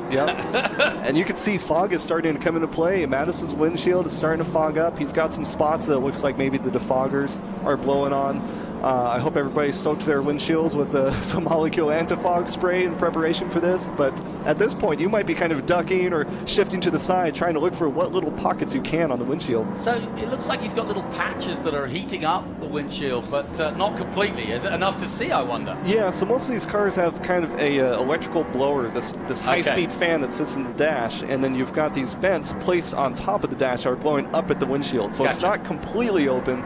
So what you're seeing is those little spots, those little pockets that defroster is able to get covered. You're getting the insights of Cameron Parsons, Rookie of the Year back in 2020 on the West Coast. Delighted to have him on board with this. I'm delighted you're here because this is one of those races where you need an expert, definitely. Yeah, I think I've got the second best seat in the house. It's always best to be in the driver's seat, but this is pretty great seeing from this perspective. Now, this should be, I don't know if it will, but we're going to go racing again. The pace car comes off and Merrill will have to do it again. He lights it up again. Will it be for the last time? Casera, if he's going to make a move, needs to do it now. And he does dive in right behind Thomas Merrill. Yep, the restart rules are a little bit looser from the first start. We have to wait until the green. Everybody starts in order, no jumps. But for any restart, you're able to get a little bit of a jump on the start-finish. So Merrill, being well aware of that, got on the gas early, did not have to do any defense going into turn one. And Cameron Lawrence was the man on the move. He got away well and got ahead of Evan Slater. That's why we're on board with him. He's currently in third. And you can see the conditions aren't easy. This is where Andretti had his spill, and that's why we were under caution. So Slater loses position there at the start of that one. I think he got hung out to dry, if I can use that expression on a day like this, but he basically got hung out to dry on the outside of turn one, and he's dropped 2 places now. Yeah, so now that even though the whole track is wet and those wet tires are going to be effective, it's still going to be a challenge going offline because we've had some dry track here for the last couple days with cars driving on the dry track, setting marbles off of their tires, pushing dirt and debris offline and everything. But now all that is getting mixed in with the water. So if you go offline at any moment, it's way, way worse because it's wet and it's dirty and it's covered in marbles. Yeah, Cameron Lawrence made a mistake just exactly as you said that. And that's allowed Slater to catch right up. That was at turn one. They're going through turn two now. And Slater trying to gain back that position from Lawrence. And he's got Rhett Baku right behind him, so he's got to be careful. Yeah, you can see Lawrence is just barely missing the apexes, and I think he's doing it intentionally to stay off of those slicker parts of the track where both rubber and water have built up and are preventing the grip that those wearing tires are looking for. This is a fascinating race so far. Look at the way Merrill's got away. I'll tell you what, Merrill, if he does win this race, you have to take your hat off to the expertise he's put into this, because he's been questioned a bunch of times in different situations, both in dry, in wet, choice of tyres and so on, and he's been up to the mark on each and every time they've had a restart, so he's doing it again. Yeah, he's been playing this race so smart. I mean, you saw at the beginning, he wasn't doing any crazy moves or anything. He was being patient. He was letting cars ahead of him battle it out, and when an opportunity opened up, he took it. And ever since he got up to the front, all he's been doing has been turning clean laps, turning consistent laps, even on the wet tires when it was dry. He's just holding on to it. Well, we've had some outstanding performances here, and one of them is with this young man, Evan Slater, at the moment. I'm going to keep an eye on him because he's got a chance of a great podium here, and of course, with Brent Cruz not scoring and Dylan Archer not scoring, he's got a chance to really put himself amongst them when it comes to the rookies and the Young Guns trophy. Yeah, it's real interesting to see the different lines that Slater and Lawrence are driving too. I mean, I tell students that I instruct, oh, Slater's taking a peek, backing out of it. He's just hanging around. He's filling his mirrors. But I tell students that I work with, when you catch up to a car that's slower than you, you don't want to adapt to their driving. You want to continue the same laps you've been driving because that's what made you faster. And so we're seeing Lawrence taking some of these corners a little bit wide. Maybe that's what works for him, but Slater is still doing his own thing because that is what keeps him on Lawrence's tail. Yeah, and let's just put this into perspective. Cameron Lawrence has won this race quite a few years ago and has been a regular in Trans Am for many years and is an accomplished driver. And it looks as though Keith Crutcher, the number 9, is also out. But Evan Slater, just 16 years of age, so doing a heck of a job to be putting this kind of pressure on an experienced and former winner here at Lime Rock. Yeah, such a mix. Oh, he could go for it here. Go on, get your foot in, son. Just hold it, just hold it. It's going to be a game of chicken. Slater's not favored, but he's going to go for it anyways. Go on, Slater, side by side up the hill. You know Lawrence isn't going to pull out, but Slater is neither. They're still side by side as they come into 6. Slater's going to have to give in. Such a risky turn to go side by side in. Well, that was great racing, but smart racing by both of them. That could have ended in tears. but Lawrence kept his foot in. But for how long he's going to hold off this kid, I'll never know. Yeah, well, Slater being in this seat right now, he's able to observe, look for Lawrence's weak spots. Now that he's had some time, he can take a look and see where can I get a run. But take a look at this. Matto's coming around now, too, rolling around the outside of Slater. He's taking the outside line.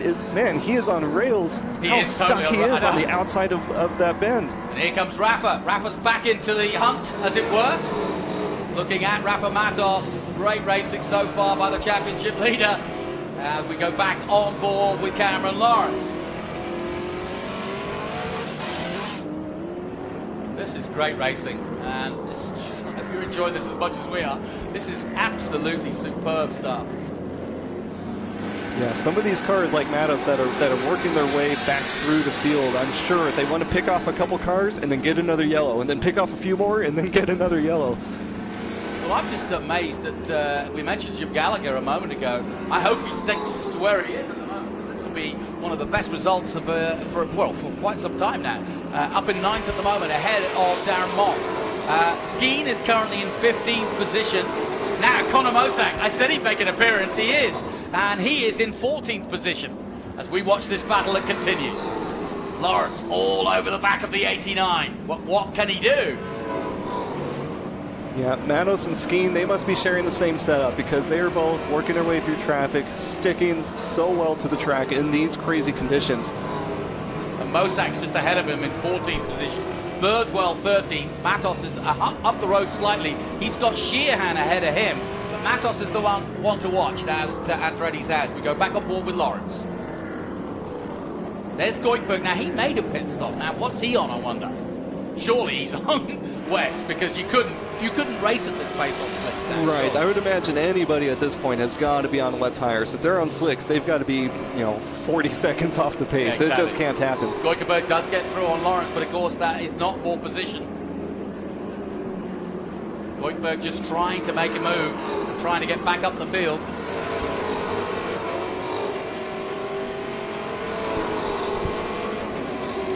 Yeah, that visibility, that rain is just getting worse and worse. I think it's still coming down pretty hard there, but...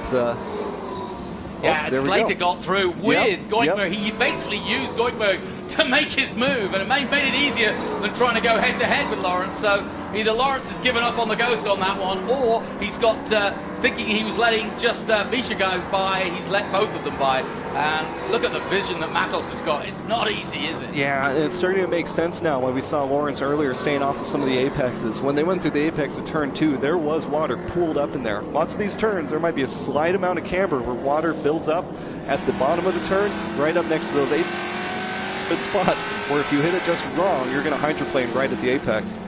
Now, Slater, can he get on level terms?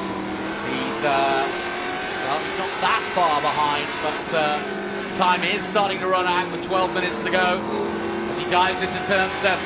Visibility still not a premium. Really, really skillful driving by all of the drivers out there. You really, on a day like this, can't really throw stones at anybody today. This is absolutely excellent.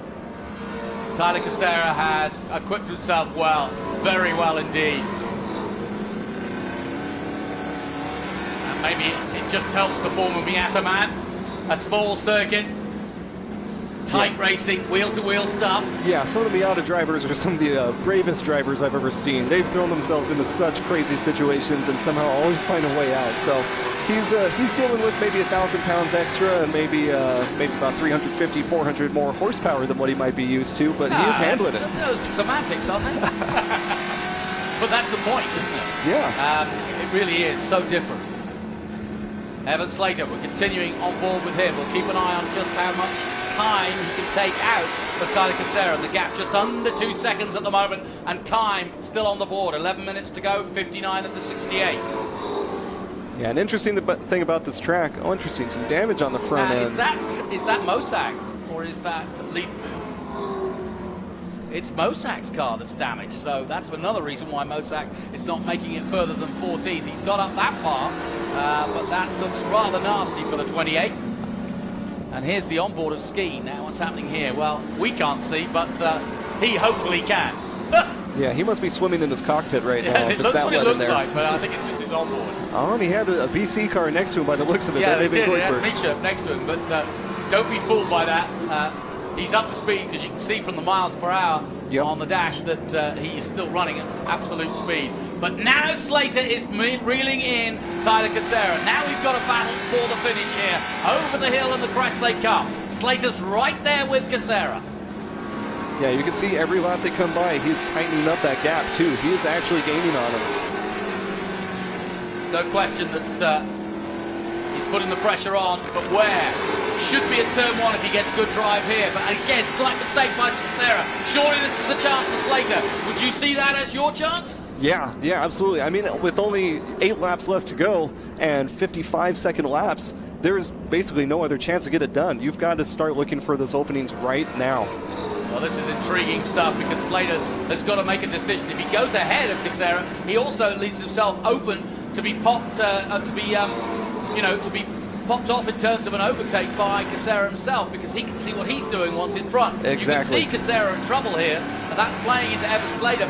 But does he want to wait maybe a couple of laps so he can make the move and make it stick? Oh, Casera really in trouble. Yeah. Almost did an Andretti there as the blue flags wave. Here comes Slater up the inside of Casera. He's trying it again. He didn't get it done with Lawrence. He's got it done here on Casera. Excellent move by the 16-year-old. Nicely done. So he's got to move on to the defensive while he's working his way through traffic with cars up ahead. So at this point, not much time remaining in the race. Get through that traffic, try and get you and Casera behind you. We've had all sorts of drama in this race. Tyler Casera putting on a heck of a show in the Liquid Moly Turn 14 distribution car, which of course was in the hands of Mike Skeen up until this season. And we're back on board with Cameron Lawrence down the San Posey straight. Lap 61 now. Yeah, Cameron Lawrence holding a pretty secure 4th place. He was probably spectating that battle up ahead from a little bit behind, hoping something might happen to slow them up. But now that that's all clear, he's only got a few laps to try and pick up the pace. I mean, his gap, he's still about 2.5 seconds off of Casera ahead of him, so he's got a lot to try and make up or wait for that mistake to happen in order to move forward. So this has been an intriguing day of racing, and Thomas Merrill has put on a very, very Merrill-like performance in terms of, I don't think many drivers could pull this off the way he has today. He's just got everything right when all around perhaps we're making mistakes or making the wrong choices. But then again, you say that, and how do you make the right choices? It's a gamble, it's a lottery. You don't know what the weather's going to do. It's 34 cars out there on a 1-point-plus circuit. It really is so hard. Yeah, I think Merrill's having the best race out here because we're not having to talk about him all that much. That's very true. It was pretty funny. I talked to him yesterday, and he wasn't making any predictions because he couldn't. Yeah. He said, I don't know. I'll do what I can. Honestly, I think that's the best approach. I mean, that's, I think, where some of the experience shines through, because if you go in with a plan of how you're going to do this race, you're lying to yourself, really. You got to just be able to, take these situations as they come to you. And so Merrill going in with that open mind, saying just, I'm going to take what happens, that's the experience.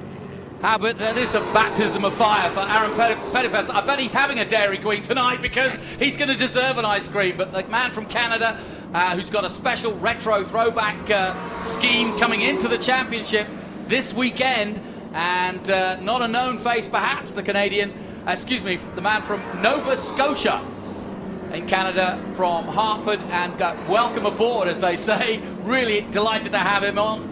And sponsored by the Harris family, I'm sure. Well, he might be. But he is having a really good showing so far. He's in 8th at the moment, and he will not have expected to be that high up the board, and currently doing a really good job. And you'd expect a Canadian to come through in conditions like this, absolutely. wouldn't you? Yeah, this is probably comfort zone for him, and it's really cool just to see this top 10 lineup. It's kind of a little bit unusual. I mean, we've got some common names in there, but some names that we have not seen in the top 10 in a while. I mean, Aaron for one, also Gallagher from the West Coast, still hanging out in the top 10. And Scott Borchetta, 7th position, a really good performance by him. Rhett Baku, the only Dodge out there in the Baku, Berryman, Napa, MPEG, Dodge Challenger, doing a great job. We go back on board with Evan Slater, currently 2nd. What a weekend for the young Evan Slater, and what a weekend for Cube 3 Architecture Interior Planning. I know their sponsor is an Englishman, and this will really, really push them forward. They've wanted a result like this. He's been there or thereabouts, says Evan. And this is a great opportunity to shine, and he's done just that all weekend long. Yeah, I mean, take a look at that. That's definitely the right equipment paired with the right driver. They put together such a well-sorted car. He's already building a significant in third place. So you know that he's comfortable out there. The car seems like they've got it dialed in just how they like it. So, yeah, huge props to that team. Back with Cameron Lawrence, and he's, again, back in the wars, back in the traffic and trying to deal with it. Cassera, I think, is going to just bide his time and get to the finish, and that's what's important. No, he's trying to sneak in, but he is, isn't he? Okay, go for it. Why not? So he's going for it. He's on the left side going into the right-hander, and they are side by side through the no-name straight. And landed it right there. So Lawrence entering ahead, going into the uphill. Well, it's been an interesting day. It's not been a good one or an easy one for the three-dimensional services team. Big crash from Adam Andretti, sadly. Cameron Lawrence has equipped himself well too, another former winner, but Merrill is the man. As we go back down towards turn 7, conditions, well, they've improved since the restart, but not a great deal on track. Yeah, it's mostly stabilized. It's just kind of just as bad as it was before. I think we do need to give a shout out to Tom Sheehan too, currently sitting in 9th place after starting 24th. He was pretty bummed about his practice and qualifying. They were diagnosing issues with the car, I think chasing setups and everything, but either they figured something out or he just loves driving in the rain, but he has gained more than 10 spots in this race. Well, this is very much a home race for him too. 119 starts for Tom, and if Peterson is celebrating 100, well, it's 120 now for Tom Sheehan, the Iron Man, as Merrill now comes up. Excuse me, that's Prochuk coming up. So Keith Prochuk has been in the pits and back out again, so he's got back out now. But Evan Slater now tiptoeing, if you can do that, around Lime Rock, just trying to hold everything together. This is where he's going to start getting nervous. Just worrying that he doesn't put the throttle down too early, trying to hit his marks, not do anything stupid, and just run out the last 3 minutes on the clock. Yeah, you saw him relax his hand a little bit on the spoke of the steering wheel. You're probably getting tensed up at this point. The laps are winding down. You're probably giving that steering wheel the death grip because you're trying to, you're trying to control the car. But as things get more and more intense and difficult to control, you kind of forget. Oh man, I'm putting a mold of my fingers into the steering wheel. So you got to stretch them out and make sure that you're still driving relaxed and taking what feedback those front tires give you. It's so easy to do, yeah. Yeah, so Q3 sponsoring the 16-year-old phenomena that is Evan Slater. They've been with him since his professional debut. Q3 Architects based in Lawrence, Massachusetts, so just down the road. And this is a big race for them. Lawrence can do nothing about it, but he will take a podium. And he'll try to hold off Cassera, who has had a good run at it. Rhett Barker, congrats to him too, if he finishes this one. But what a day it has turned out to be for one Thomas Merrill. Absolutely stunning performance in the worst of conditions, but he's held on, raced so hard. Yeah, it was cool to see. We saw him in qualifying. He did a pretty short qualifying session. They only had 15 minutes, and I swear he only used 4 or 5 of them. He went out, he did his laps, came in, said, I'm good. He didn't need to be on the front row. He just wanted a comfortable spot where he could. He calculated his way up there by about the third way into the race. Talk about a bounce back for the Bridge Hall HP Tuners Coke Car Racing Ford Mustang of Thomas Merrill. He has done it with a plume. Magic Merrill at Lime Rock. What a great race that's been for him. He comes into turn 1 and will take the white flag as 1 lap to go.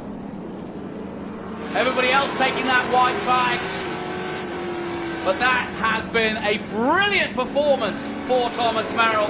He now will just wind it down if he can and take his time. This could be a crucial lap. Mosak's in real trouble. That conditions got worse. Evan Slater coming across. He takes the white flag now.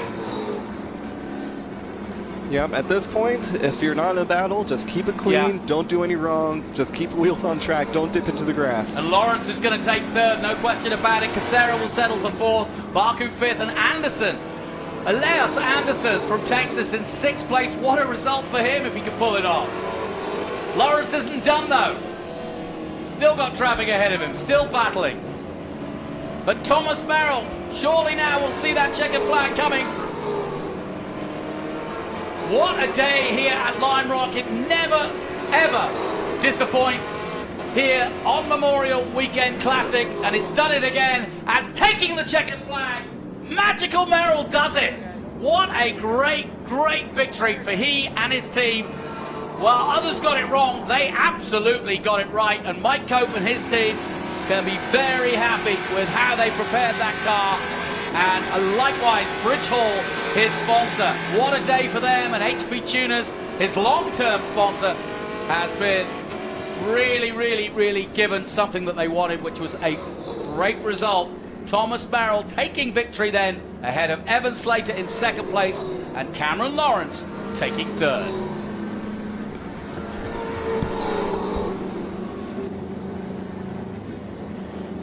And let's get down. There's some other stories. Obviously, Elias Anderson, I mentioned him in sixth place. Scott Borchetta, great result for him. Rafa Matos did exactly what I thought Rafa might do, despite the conditions. I think he would have done this in the dry.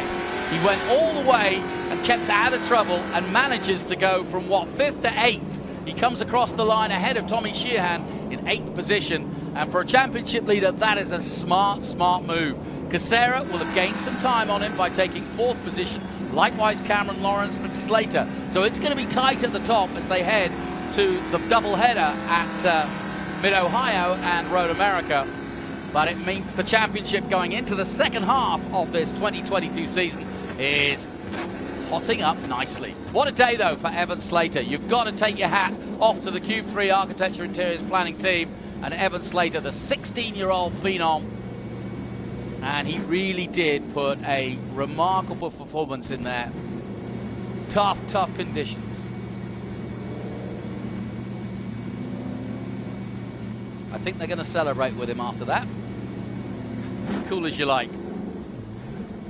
But as Cameron Parsons was quite rightly pointing out, he's probably gripping that wheel in sheer determination at the end there. But I think anybody who finished that race can be pleased with the performance, because in motor racing, you hope the conditions will stay stable. That's all you can really hope for. You don't mind if it's wet, you don't mind if it's dry, you don't care. But when it's changeable, then it's really hard, because you just can't make decisions as you normally would. You can't predict anything. You certainly can't predict what the other drivers around you are going to do. The only thing I can predict is that Thomas Merrill deserves a big trophy for that one. That was excellent stuff, top draw stuff. Not bad for a man who went round in his mother's Porsche 914 back in Laguna Seca when he was a little boy. She used to take him out and ride him round for lunchtime. Well, now he's got his own car, and now he's winning in it. Great stuff.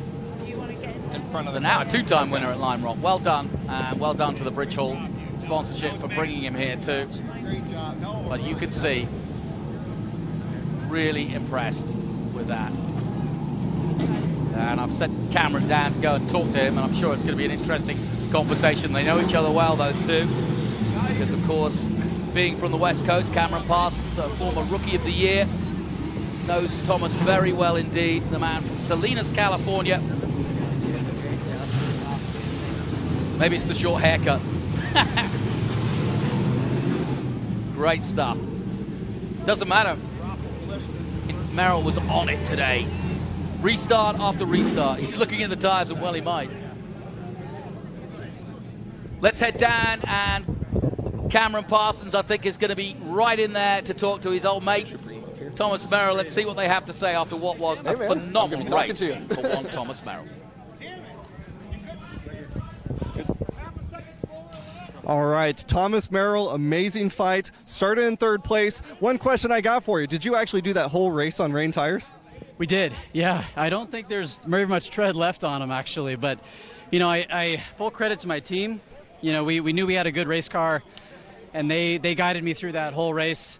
You know, they were looking at the forecast. They understood what was coming, and I said, hey, guys, just tell me what to do. Tell me what lap time to run, and I'll do that. So full credit to them. They deserve this win. It's a long time coming for everybody. It's a good homecoming from the win 3 years ago here, so happy to be on the top of the box. Yeah, excellent run. I mean, you had your work cut out for you. You started in third place, had a little bit of managing to do for traffic at the beginning. So, I mean, how was that trying to work your way up and then hold it with all that traffic out there? Normally the traffic here is pretty bad, but everyone was really heads up. Full credit to the entire field. Everyone had their heads on a swivel. Everyone was super aware. I think everyone was equally as high-strained as I was as far as just staying on the pavement. But I can't say enough about this Mike Cope Bridge Hall HP Tuners team. It's a pleasure to race with them, and we're hoping for many more wins this season. We're going to need to if we want to get back in this championship. Absolutely. Fantastic drive. Congratulations, man.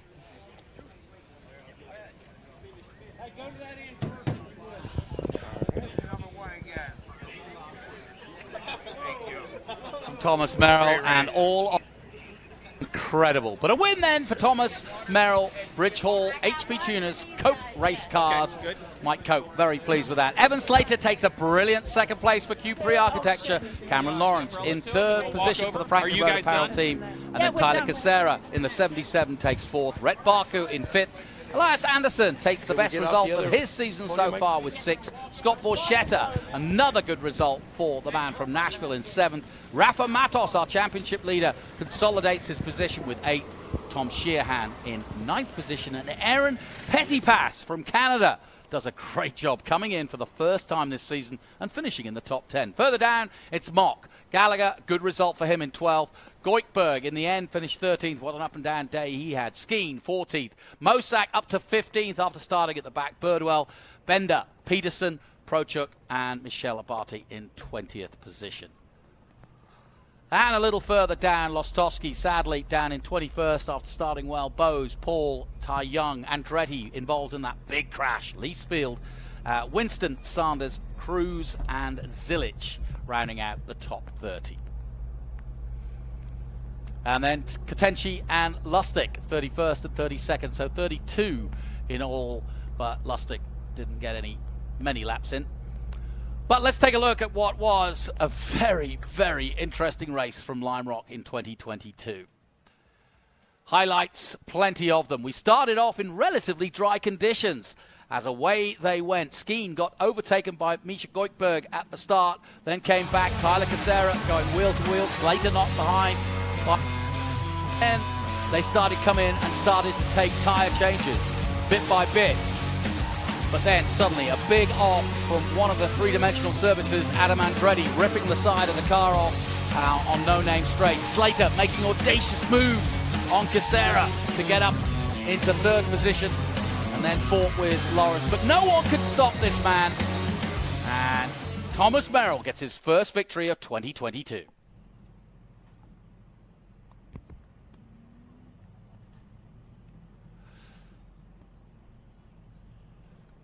So, plenty of action throughout as the paddock reels on what was a fantastic race to watch. And our chill-out systems quantum cooler move of the race involves Evan Slater.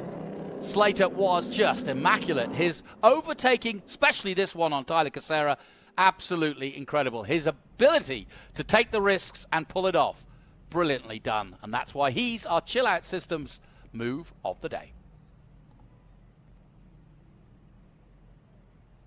So alongside me once again, Cameron Parsons. And Cameron, talking to your old mate Thomas, I think he was surprised to see you, but the perfect guy to talk to. Yeah, it's wild. I mean, I instructed at a racing school with him a while back. And I mean, just even back then, this dude's been talented forever. Yeah. You could tell just in his instruction and how he handles a car and how he drives a rental car around a track. He is very fast, very calculated in everything he does. So but how do you make a set of wet tires like that last 100 miles in dry and wet conditions? Well, we could see as the track was drying off, he was doing such a great job of looking for those wet spots on course. Yep. So he was kind of the lone car that looked like he was driving the opposite line, but what he was doing was preserving those tires by finding the wet spots, hunting around for where he can cool those tires back down. All right, well, it's time for the podium, and a well-deserved one, as once again we return to Greg Ricks, who's going to do the podium celebrations. Let's head down.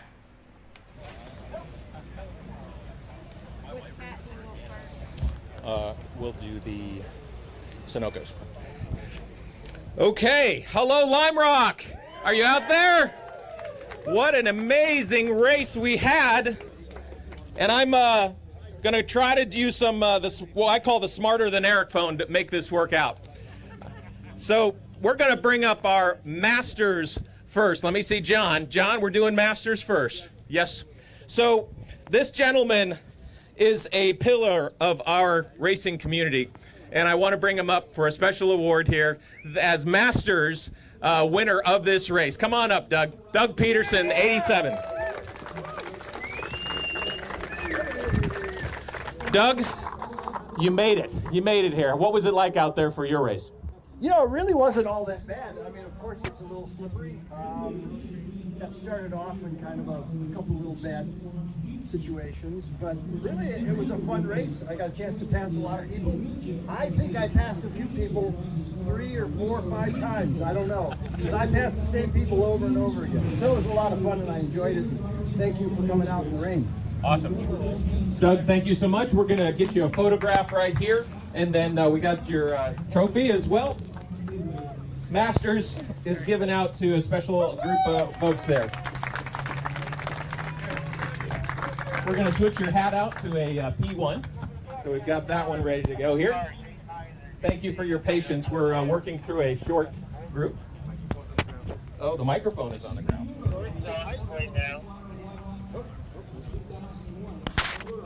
I'll hold it here as close as I can.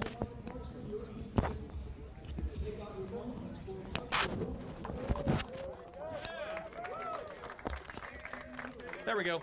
I think we got it back. Yep, I should get out of the way. One more time, Doug. I think they want the trophy because they don't want the picture of me. Yep.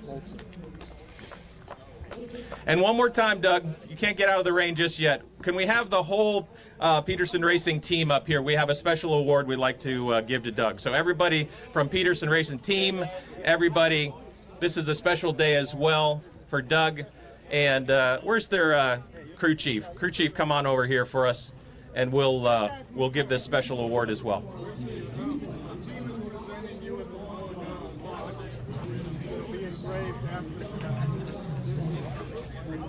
The award that's being presented is for Doug Peterson's 100th Trans Am race. Please, everybody, get close.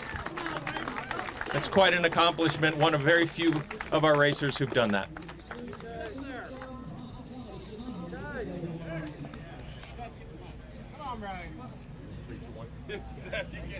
All right, that's a good group of people up there. Let's now clear the grid, clear the podium. I used to do that grid part. And let's bring up our third place TA2 driver, the number 6, Cameron Lawrence. Cameron, come up here. Cameron, we're gonna give you a Sunoco hat and a trophy here real quick.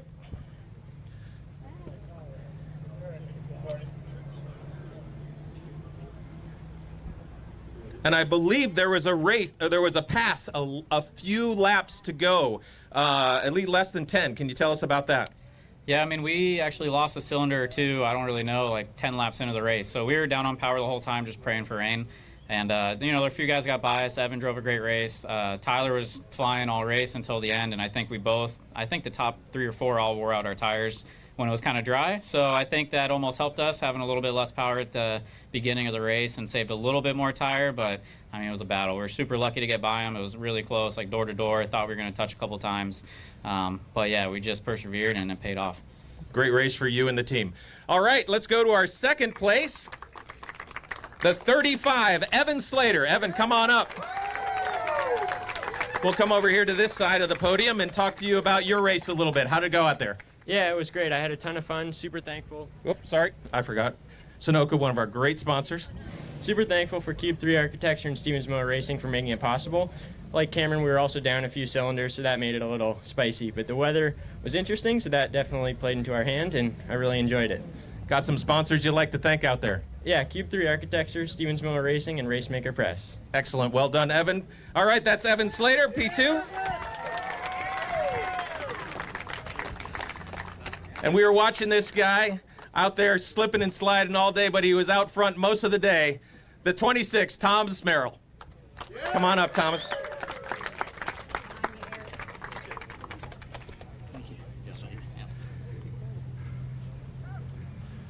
All right, so that, yeah, got a little tighter. But you got a haircut. Yeah. Thanks for reminding me. So Thomas, where you started third, right? Yes. How did you get up to the front? Well, it looked like the other guys were a little bit more conservative on their rain tires than we were early on, so I found an opportunity to get ahead. And I knew we had a good race car, so if I can get in front and control the pace, I knew that I could probably save our tires as well, but I wanted to do that out front because the Mike Hope team gave me a great race car. I mean, this Bridgehall Mustang has been flying all weekend. And in these varying conditions, I think we had a little something over everybody, so I wanted to get out front and make it look good. Awesome. Great race. Good seeing you out there.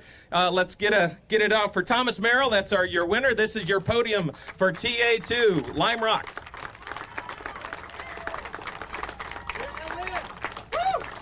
A little hat dance here. Another one of our... Zillage is here, but champagne. Chill out. Do Young Guns first, chill out last. And what's his... Boy, Cam. Yes, sir. I wanted to say Pirelli is our presenting sponsor for the race this weekend and also for the whole series. We're going to do another we're going to transition to a little champagne here. So we've got this going for you. What I want to do is let's go back here just for a second. We're going to bring up one more award while we have it here. There's an extra award that we give out, and it's called the Chill Out Award. And Evan Slater, right here, gets that award as well, the Chill Out Award. Evan, you get basically an award from Chill Out for $250. Yeah, that's super happy for that. All right, so let's get that check up here real quick, and we'll get that photo done, and then we'll do the champagne. Thank you, Michelle. Evan, a little round of applause for Evan as well. He gets a special award there. And then probably what you've been waiting for. Here comes the champagne and the fun. We want them to go around the fence and say hi to the fans. Yep. We also have Zillage. Yep.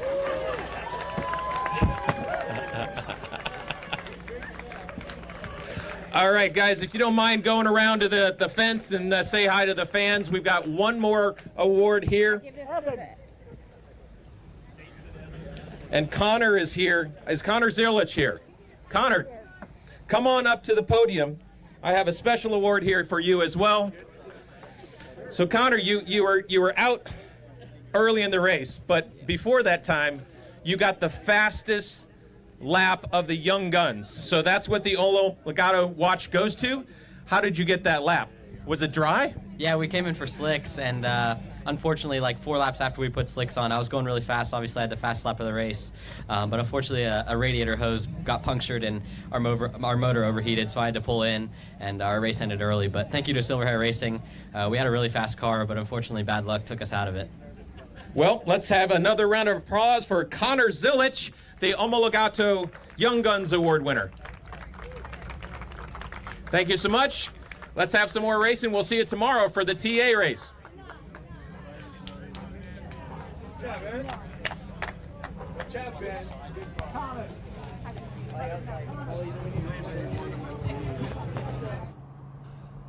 So that's the celebrations for the podium places on what has been a memorable Memorial Day Classic from Lime Rock. As it always is, we've been racing here in Trans Am 55 years. My thanks to Cameron Parsons for putting on a great show and helping us through what was a very complicated race. But that's what rain can do.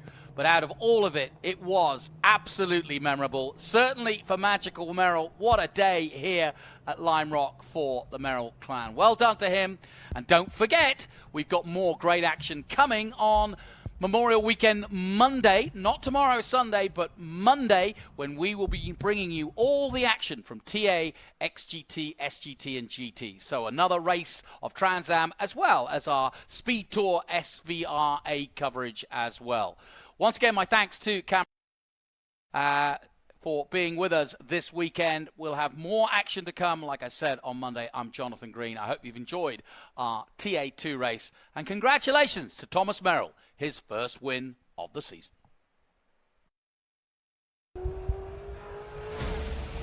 As you can tell, I like to go fast. Our race team is really well prepared. We like to look good, but we also like to dress good, and that's why we shop at Franklin Road Apparel. I own the company, and I wear the clothes that we sell in that store. So check us out. We carry all the top brands: Baldwin, John Barbados, Billy Reed, Goodman Brand, and on down the list. So come see us, Franklin Road Apparel, Franklin, Tennessee.